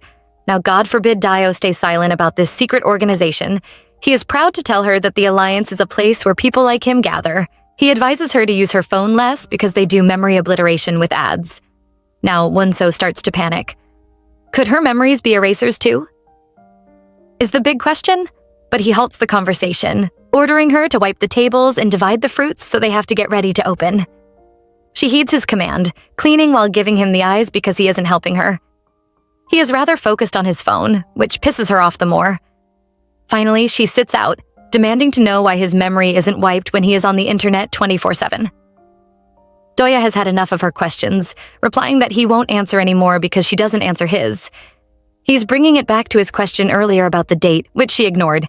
That pisses Wonso off, so she scolds him for wanting to know about her love life, acting serious, but that didn't bother him. For all he cares, she could either answer his question or spend the rest of her life wondering about what she asked him. It didn't matter to him that she was getting worked up because of one date, and that moved her to tell him about it, in exchange for an answer to a question. What question? You may ask. Well, she wants to know what a person must be for them to know he is a demon. He can tell she is asking this because of Jae-hyun. Regardless, he answers the question, informing her that for someone to know he is a demon, that person may be one exposed to supernatural power for a long time, like her and her guardian angel, or they might be supernatural beings. He has held his end of the bargain and wants her to hold hers, asking again how the date went. He concludes it went terribly and she was clumsy and ruined it. She stomps on that comment, sharing with him that the date went well. They went to the beach and he was such a gentleman. Once more, she finds herself drifting away, lost in thoughts of her Prince Charming's kindness, wondering what type of being he is. From her point of view, he is probably an angel or a fairy, and there should be more supernaturals than she thought. Right now, she feels telling him about So-So is a good idea, believing it's kinship she feels when it is actually her being blinded by love. She is so deep in her mushy thoughts that she can't hear Doya calling out to her, reminding her that she promised to give him an answer. She just tells him that the date was fine, but he is unimpressed. Annoyed that she is holding back the sauce, so he punishes her by ordering her to stack the frozen orders. He warns her not to come out until she is done, leaving her stunned. Jae-hyun, on the other hand, is on the set. He probably just finished acting a scene and the director asks them to take 5. During the break, his makeup artist gets to work while acting nosy, wanting to know what happened on Friday that made him cancel his schedule. Ordinarily, he kept to his schedules. To everyone's surprise, he drops what might be the next big story. He had a date. Wow, he stole the room with that confession, and everyone wants gist about who the lucky girl is. They honestly think she is his girlfriend, but he bursts their bubble, leaving them to ponder who the prospect is. They conclude she is lucky, showering this two-faced man with kind comments, wishing more people would be like him. This calls back a memory of the day he fought at school. His mother, being the angel she was, advised him to refrain from hitting humans. He wasn't like them, and she wanted him to hide his true identity from them by acting kind and gentle.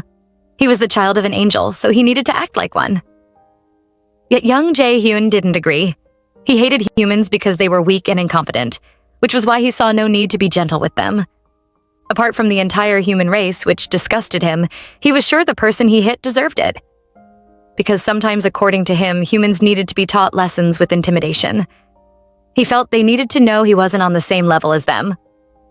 His mother remained fixed and explained to him that little humans make mistakes that are trivial and should be overlooked. That was why he wanted to be sent to the school of the Alliance. He wanted nothing to do with humans, and his mother had had enough. To convince him he was in the wrong, she took him to the mirror.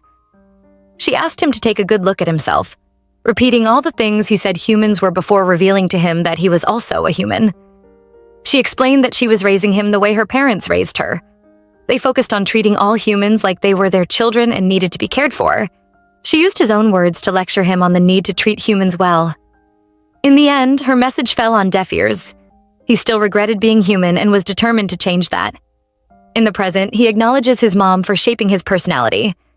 She is known for her bright personality, and they agree, before refocusing on the girl he went out with and how lucky she is. The vibe stays bright, at least until some girl walks in, commanding the room with her presence and demanding to know who he went on a date with. The girl's name is Hannah, and she seems very popular around these parts. From the look on Jae-hyun's face, he knows she came for something serious. Still, her presence here certifies the rumor that the two of them are close. For no reason, she asserts that they have been close since childhood and even share the same birthday. Nevertheless, for now, she wants to know all about this date. At the cafe, Won-so wants to clock out, letting her boss know before she does so. The witch lady is sure today was hard on them, commending Won-so for her hard work, before asking if she and Doya fought. He has been more sour than usual, but he refuses to accept that, declaring that he has always been this gloomy. His bad mood is even visible to Won-so, who hardly notices anything. Since they are already gossiping, her boss wants to know what she'll be up to after work. She is particular, however, about knowing if she had any dates today, but she doesn't. She just wants to eat before heading to a cafe to work on assignments. Her boss, upon hearing this, cheerfully offers her the comfort of her bar. She claims it's quieter than a cafe, and her cat could whip them up a meal, since they have never tasted his cooking. Princess, knowing Won-so is aware of his true form, winks at her cheekily. Everything is covered. Still, she feels like she is intruding and wants to be sure she can stay here, taking customer seats. For today, her boss doesn't mind. That's because right now, normal humans can't come in, meaning they will be attending to supernaturals. While Won-so now has a place to chow and do homework, Doya just wants to go home. He is completely out of it today, rejecting their boss's offer for him to stay back for a meal. It looks like nothing can change his mind until she asks him if he will really turn down Princess's special spicy stew, his favorite. Spotting the chef work his art in the kitchen is enough to hold Doya back, and once it's done, he digs in like a man on a mission. Won-so, on the other hand, is more focused on Princess than she is on her meal, seeking to know if he is a cat or a man. Well, He's a domestic cat. But she calls him Princess because she didn't know he was a male cat when they first met. Surprisingly, her take doesn't end there. There's more to it. More like how his real name is Pyonggang. Wonso, being the smart girl she is, knows that according to the folktale, if Princess's real name is Pyonggang, then her boss's name is Ondal. Furthermore, she gets the feeling that they are a couple. But before she can ask if they are, Doya interrupts her. In a lively tone, he demands for another bowl of rice, but in a murderous tone, Princess warns him to serve himself. Fast forward to later that evening, Wonso is going through photos she took on her date. Doya strolls by and asks about them, so she tells him she was thinking of editing and printing them. It's a shame she didn't take her camera along. She really loves the sea and hopes to visit the winter beach someday. Doya has heard about a winter beach before, but can't point out where he heard it from. Still, he doesn't bring it up. Instead, he commends the pictures she took. They are good shots to him, but she knows they would have been better if taken with a film camera. He has no idea what a film camera is, which moves her to walk down memory lane with him. They stroll back together, revisiting a time when she was little, and she used to play with her father's old camera instead of toys. She says it was hard at first, dropping more and more details about the memory, but he just stares at her, smiling sheepishly at his cute she is being cute, not even listening to a word she is saying. When she is done, she asks for his opinion on photography, but the question catches him off guard. Since she doesn't know he had phased out, she repeats her question, asking him why he chose photography. I mean, he is in her department, and that's what it's mostly about. Now that he thinks about it, he has no other reason than the alliance made him attend the school, allowing him to join any department he chose. Fortunately for him, he's also a smooth criminal, preventing himself from saying much by asking to see more pictures she took. His plan works, but it definitely pisses him off to see a picture of Jae-hyun pop up next. He is surprised these photos were taken on their date and scoffs at the pairing of an actor and a photographer. He tags them as show-offs, but all that matters to Wonso is that the pictures turned out well. She is thinking of developing them and notes that random shots look good. She now understands why everyone wants a good model. They have this portrait assignment at school, and she knows that using a model like Jae-hyun is like cheating because he is already good-looking. Doya, because of her crazy idea, asks her if she is rich or something, as that's the only way she would be able to afford the fee Jae-hyun would charge her for being her model. Wonso is bummed to hear this, but Doya has an idea. She can use him as her model. He doesn't mind going shirtless as long as she is going to buy him a delicious meal. Would she take his offer? Would she not? We don't know, but offering to take off his shirt makes her see him as a pervert. Now, back to Jae-hyun and Hannah, whom he seems to despise, as he publicly pushes her away from him. He then announces that although they were close as kids, they aren't that close now. They just see each other because their parents are friends. He tries to act politely as he dismisses her, leaving to go get a change of clothes for his next shoot, annoying her in the process. Hannah, although his attitude pisses her off, she sticks around, waiting for him until he changes and returns. He is annoyed to see her, wanting to know why she didn't leave. He doesn't know why she is still here when she didn't like being linked with him back then. Well, she isn't here for him, she confesses. She is here because their birthday are close and they need to plan something. He makes it clear that he is not interested in the party, only to change his mind when he hears it's a party by the Alliance. Hannah informs him that she had asked the Alliance about throwing them a party, because she wanted both of them to be celebrated equally. She is really happy about the idea of them celebrating with their people, but he doesn't know how to react to this. He knows Hannah well. She is a member of a popular idol group, and her stunning looks and amazing singing abilities got her the nickname an idol from the gods. What they don't know is that she is a supernatural, not like Doya or Jaehyun's mom. She is actually the daughter of a werewolf couple at the Union. Werewolves were different from the gifted species like demons or angels, which are born from natural phenomena. They actually changed by moonlight because of biological events. Sadly, the number of recent births had reduced because of society's civilization. The Yinung Union, aware of this issue, decided to hunt for a way to increase their numbers biologically and was able to establish a stable breeding between their kind. Hannah is one of those creations, born on the same day as the offspring of two angels, Jae-hyun. This rare phenomenon is the reason why he spent a lot of time with Hannah as a kid. Back then, all she wanted to do was play with him, but he kept things formal and refused to be childish. I think he is a bit jealous of her because while he struggled to gain the acceptance of the Alliance, she didn't, receiving love from its members instantly. Even as kids, she knew she had the upper hand and always used that against him. At a point, she joked about marriage, but he made it clear that he wanted to have nothing to do with her. He resented her, irritated by her smile, because she grew up with so much love. I wonder how our boy is the son of two angels and still managed to have a demon's heart. After all that heat from the past, she comes here today wanting a joint birthday celebration. Something is definitely up and Jae-hyun knows it. He wants to know what she is scheming, yet she assures him she just wants them to celebrate their birthday together. She had given him rejecting her all these years some thought and still waves it off to celebrate with him, because the union listens to her. His mom is also in on the plan, but she wonders why she has never thrown a birthday party for him. Hannah knows how much Jae-hyun loves the union, and even though he wants to turn down her offer, because of the many gray areas, he decides to play along. After all, this could be a good opportunity for him to get straight with the alliance, invite Doya, and also to find out Wonso's true identity. Seeing him think about her offer a little lets her know he is okay with it, so she advises him to come, wearing something nice. Doing so will get them proper comments from the media, which is an added benefit among other things they stand to gain.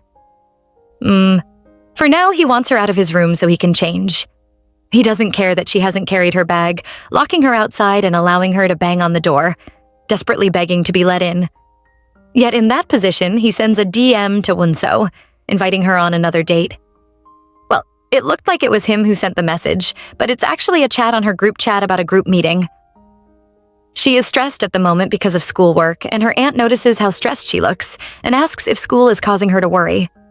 She doesn't hesitate to let out her problems, complaining that she is the team leader of the group and one of the members doesn't even read the group messages. She is almost the youngest in the group, and her aunt sees this as everyone abandoning work for the youngest. Still, all this is boring. She wants to know if anything interesting is happening at school, specifically if she has a crush or something like that. Actually, there is. She went on a date. She lets her aunt know the guy is handsome, cool, and fun, but she doesn't know what liking or loving someone feels like. That's when memories of Wonso growing up flash in her mind. Not minding the knife in her hand, she runs over to Wonso, assuring her that her mother would be proud of how much she's grown. Like her mom was a lover girl, and she remembers the face she made the day she fell in love. Her face was bright red, and she had a smile on it for the entire day. She'd always mention the guy she loved in all her conversations. It was a happy time for her, but also the most challenging time of her life. That's because it led to the birth of Wonso. But in all, it was love.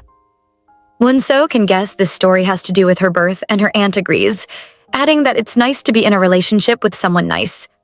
If she ends up dating the guy, she wants her to bring him to her so she can scrutinize him. Anyway, she wants to talk about her mother's memorial rites, seeking to know if she has made time for it. She wants her to tell her mother about the type of guy she is going out with. She had a nice time with her aunt, I'd say, only to be caught in a bind a few days later, when she is at the group meeting with a weird group member. She is begging the Lord for a way out of this terrible position, and her prayers are answered in no time, when a lady from the group arrives. It doesn't take her too long, however, to realize that it's the girl Doya was making out with a while back. Her weird course mate welcomes her with open arms, and Wonso does the same, but she responds with a hard glare that makes Wonso feel uneasy. She doesn't know why she is looking at her that way, and it gets worse when she tells her to scoot over so she can sit. Once she is settled, she introduces herself as Young Cherry, a second-year student of the photography department. She apologizes for not attending the first meeting, blaming it on some issues that came up. She is here now, regardless, and wants to know where the last person is. When Wonso tells her he hasn't read the messages, Cherry suggests they leave him out. Because he isn't the type of person who reads group messages, so they should leave him out. Wonso, who is a freshman, finds it hard to do that, but Cherry is uncomfortable with getting the same grade as her without putting any effort. She needs an A to keep up with her scholarship, so she wants anyone who becomes a nuisance to be reported to her. If Wonso can't boot the person, she will do it herself. If Wonso ends up being a problem, she would be excluded too, because Cherry is aiming for the top and wants it even if she has to work alone to get it. Her bold assertions make her look scary. Do Wonso promises to do her best and try not to be a nuisance herself. That's fine with Cherry, but she seems to recognize Wonso, who doesn't fail to remind her that they met at the freshman's welcome party. That's all she needs to remember. She is Doya's friend and she looks forward to working with her. Wonso feels the same, tagging her as cool and pretty, giving Doya his flowers for dating a girl this hot. Wasting no further time, she gets down to the project, leaving Wunso shocked by how serious she is, coming here with soft copy research when she came with some writing scribbled in her notepad. She presents that nonetheless, and they flow fluently until they ask for Uhyuk's comment. That mistake leads to a brawl between the two, leaving Wunso stuck in the middle.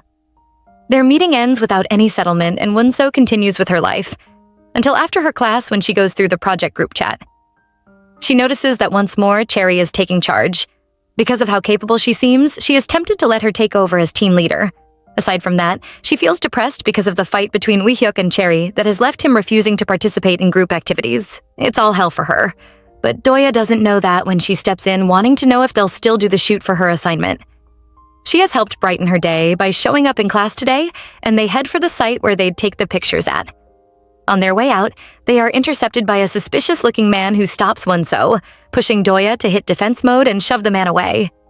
He is about to throw punches when Jae-hyun reveals it's him, and questions him for reacting like he is Wunso's boyfriend.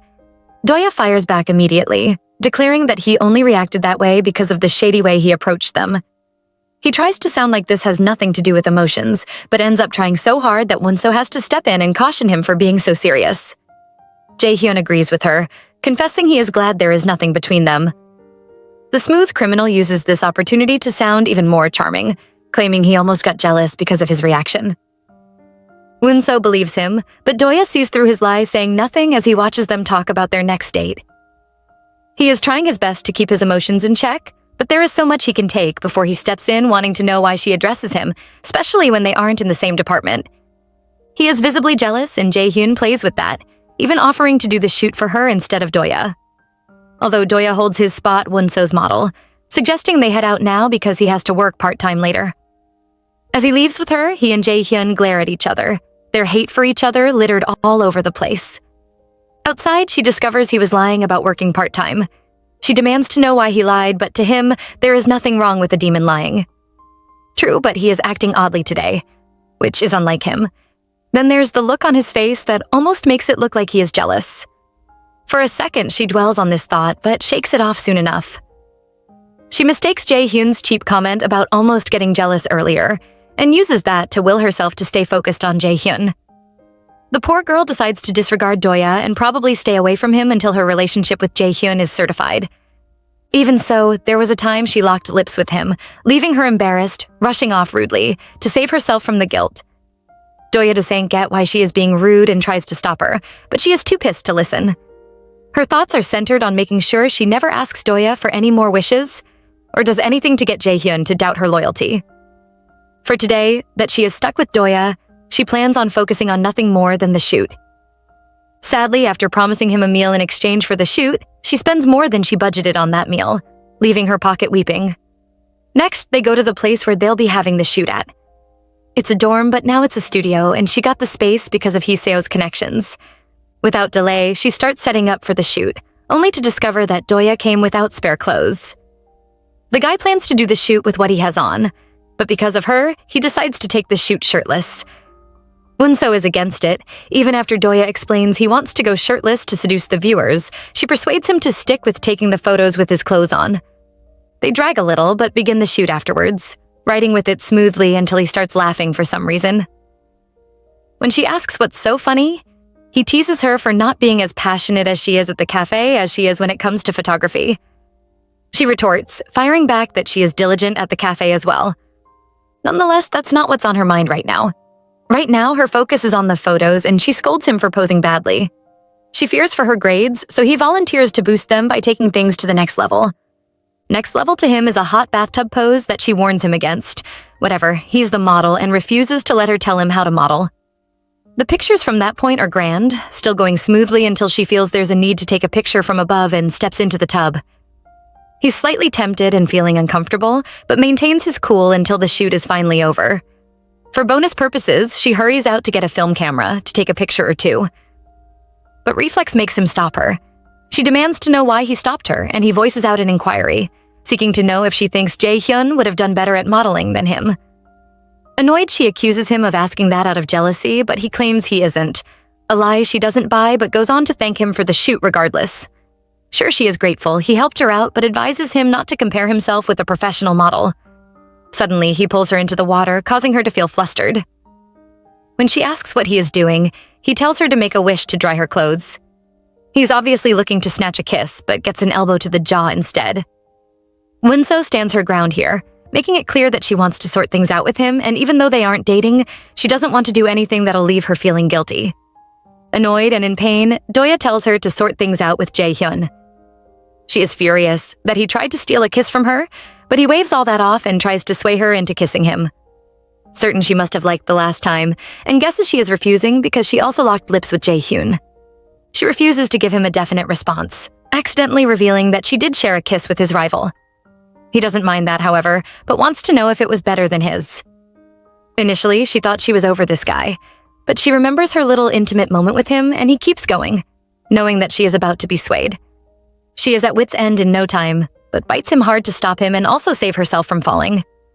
Being in a love triangle is taking a toll on our girl, but biting Doya was just part 1 of her fight against his seduction. Part 2 is scolding him for trying to seduce her and setting the mood for her fall all along. He claims he has an elaborate explanation for everything and she'd like to hear it, waiting until he summons up the courage to tell he that he did all this, because after he granted her wish, she ran away. Doya can't see how she ran away when he wrote her a receipt, but he wanted a review to go with that kiss. After this display, he is definitely getting a 1 star from her. Still, for someone who has a lot of girls on his tab, he is afraid Wonso would make Jae-hyun feel the way she made him feel. But his words don't work on her. They only annoy her, and she responds by reminding him of his many love interests, urging him to go to them instead of playing with her. She makes it vivid that she does not need his wishes, yet he refuses to step back. Relying on another tactic, he claims that he doesn't want another because she tastes better. That comment seems to get to our inexperienced Wonso, and his resilience pays off, earning him another moment with her. Since he got what he wanted, he tries again, but this one is for her and she takes it, even though she knows him as a demon that feeds on desire. She is certain he does this with other women, but unlike Jae-hyun, he doesn't stop at 2, asking Wonso if she is sure she doesn't want more wishes. He can grant all her wishes. There is no limit to his power, however. All she wants is to try it up on her own, a request she makes after punching his jaw. Additionally, she wishes that the studio would be tidied and the tub cleaned, making these requests while giving out this menacing aura. She plans on giving him a review after this, but we know he might land in half-star. Jae-hyun, wherever he is, can't get Doya's reaction out of his mind. Earlier, he could tell Doya was trying to draw a line between him and Wonso without making it obvious. This means his plans may not go as smoothly as he anticipated. Undoubtedly, he'll make plans to handle Doya, but for now he has to handle his manager, Daegu, who requests his salary for the month. This cocky guy spent cash dyeing his hair and is looking to get the money back, but he won't be getting anything. In fact, he won't be Jae-hyun's manager for the month because he plans to get a new manager since something came up. It's news to Daegu, but he isn't really scared because he's lost his job, but because Jae-hyun is acting oddly again. An hour ago, he was less cold, resting during a break on the set, wondering why a stalker kept bothering him. She had been sending him messages he refused to respond, continuing the endless flood of messages with a new line whenever he blocked the old one. But that wasn't the problem. The problem was that the stalker was watching him and could talk him to school. That halted his plan to take Wonso out for a meal. That was why he left the set with a cap and face mask, minutes before he went to see her, and was treated like a stalker instead. The ill treatment he got from Doya undoubtedly hurt his pride, but he was sure his plan was still on the right track. His only problem was Wonso, who he felt didn't like him enough to stay if the rumor was spread by the stalker. To save his plans, he had to get rid of the stalker, and that was what he planned to do. He made a call on that note, knowing that the stalker was done for if he caught whoever it was. He suspected that Doya's abilities kept the stalker in check for some time, allowing him to come back now. Maybe a demon's abilities had limits. The person Jae-hyun reached out to was his mom, and he wanted to know if she had news on the person who took pictures of him. He wanted that person dealt with as soon as possible, but she didn't have a positive reply for him. Being told to wait a bit doesn't cut it. The matter was urgent, and he suspected the stalker went to the same school as him, complicating things more. If the stalker was truly at his school, he was going to have to take a break from school. For the house and the areas he was filming at, she could safeguard them, but school wasn't something she could handle. Hearing that he would be away from school was annoying, and he tried to negotiate with his mother, but the only solution she had was a bodyguard. They both knew hiring a bodyguard would cause a stir, so he decided to stay home instead. That didn't stop him from wanting the perpetrator caught ASAP, but would this unplanned event be an issue to his plans? Time will tell for sure. There's a lot that will unfold. But right now what unfolds is Wonso's fury. Her face has grown as red as a tomato, and she is punching the pillow, screaming she will never forgive Doya, leaving Soso in the dark, arguing that her days go this way because she is alone. It promises her that it would exorcise Doya, throwing rapid shots in the wind, but Wonso knows it would fail woefully. While Soso tries to make her take back what she said, she checks Doya's DM, finding nothing to show he cared after what happened that afternoon. Her anger lingers until she glides into Jae-hyun's DM, where she is greeted by countless messages she wishes she had checked on time. She tries to reply, but thoughts of Doya and his deeds prevent her from typing a reasonable response. Even after Jae-hyun has texted that they won't be able to go on another date, but they can hang out, and she wants to go on another date, thoughts of the demon cloud her mind. Maybe Doya doesn't flow well with Jae-hyun because he's a demon, is the best maybe she can think of. Whatever their reason for not being cool with each other is, it will not save her from thoughts of Doya, so she reminds herself it was just an assignment. She needs to get her feelings in check because she has to look at his face later on to correct the pictures. As a result of the lots on her mind, she decides to take a shower to cool off before diving straight into editing. Consequently, the pictures came out okay, proving that Doya wasn't lying when he said he wanted to showcase his modeling skills. After that, Soso and Wonso binge a movie that leaves her swimming in thoughts of Doya and how good getting intimate with him would feel. Her thoughts in her drowsy state lands her in a dream where Doya gives her the unforgettable night she craves. The dream lasts until morning when her alarm tries to wake her up but fails and Soso steps in, drop-kicking her to get her to wake up. Its efforts pay off, waking her instantly before he asks her if she would like to carry it along. It didn't want to stay home, but its fate was fixed. Like her thoughts are fixed on the weird dream about Doya. She can't believe she has such a wacky dream, and 2 days after, she doesn't know how she is going to face the guy after having such a dream about him. She is in the middle of editing the photos, but wishes they had never done the photo shoot in the first place. It's too late for that. The deed has been done, and when Haya Seo spots her and comes to say hi, she panics, shutting the laptop immediately. She didn't want to be caught staring at an image of Doya and explains she was doing her assignment when she is asked. Hyeseo guesses she doesn't want to show her what she did, but she tries to tell her that it's not how she sees it. She's embarrassed to show it to her. That's all. Anyway, that's not why Hyeseo came over. She came over to discuss her outfit for the school trip, and with Wonso's help, she picked one out. Right now, all she wants to do is get ready for the school trip, hoping that her outfit will help her seduce some handsome guy. The girls talk about the outfits and Hyaseo's plan to seduce, laughing about it for some time. When Hyeseo remembers to ask Wonso what she plans to wear, being the happening babe on campus, she expects serious glam from her. I mean, the girl has a celebrity and the hot barista on her tab. Hyeseo, unlike our unobservant Wonso, is sure our hot part-time barista likes her. Everything when she was with Doya let her know he had feelings for Wonso. If it were up to her to choose which guy was best for her friend, she'd be in a dilemma.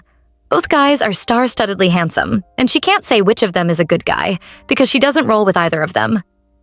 Her definition of a good guy is one who is handsome and cares about her and doesn't have a lot of girls around him. Sincerely, she believes her friend only cares about the guy being handsome. Still, Hyeseo knows that if she gets hooked on a guy, it'll be a problem. Even if the guy isn't handsome, thinking about him from time to time and his appearance in the girl's dreams means she's hooked, and that's romantic to her. Wonso, curious to get to the bottom of her dream, asks Hyeseo, what happens when a girl has intimate dreams about a guy? To make it look like she isn't asking on her own behalf, she says it's for a friend. Whoever that friend is, Hyeseo advises that she find out whether the dream is generated by love or lust. If she is with him when she craves intimacy, it might be a problem.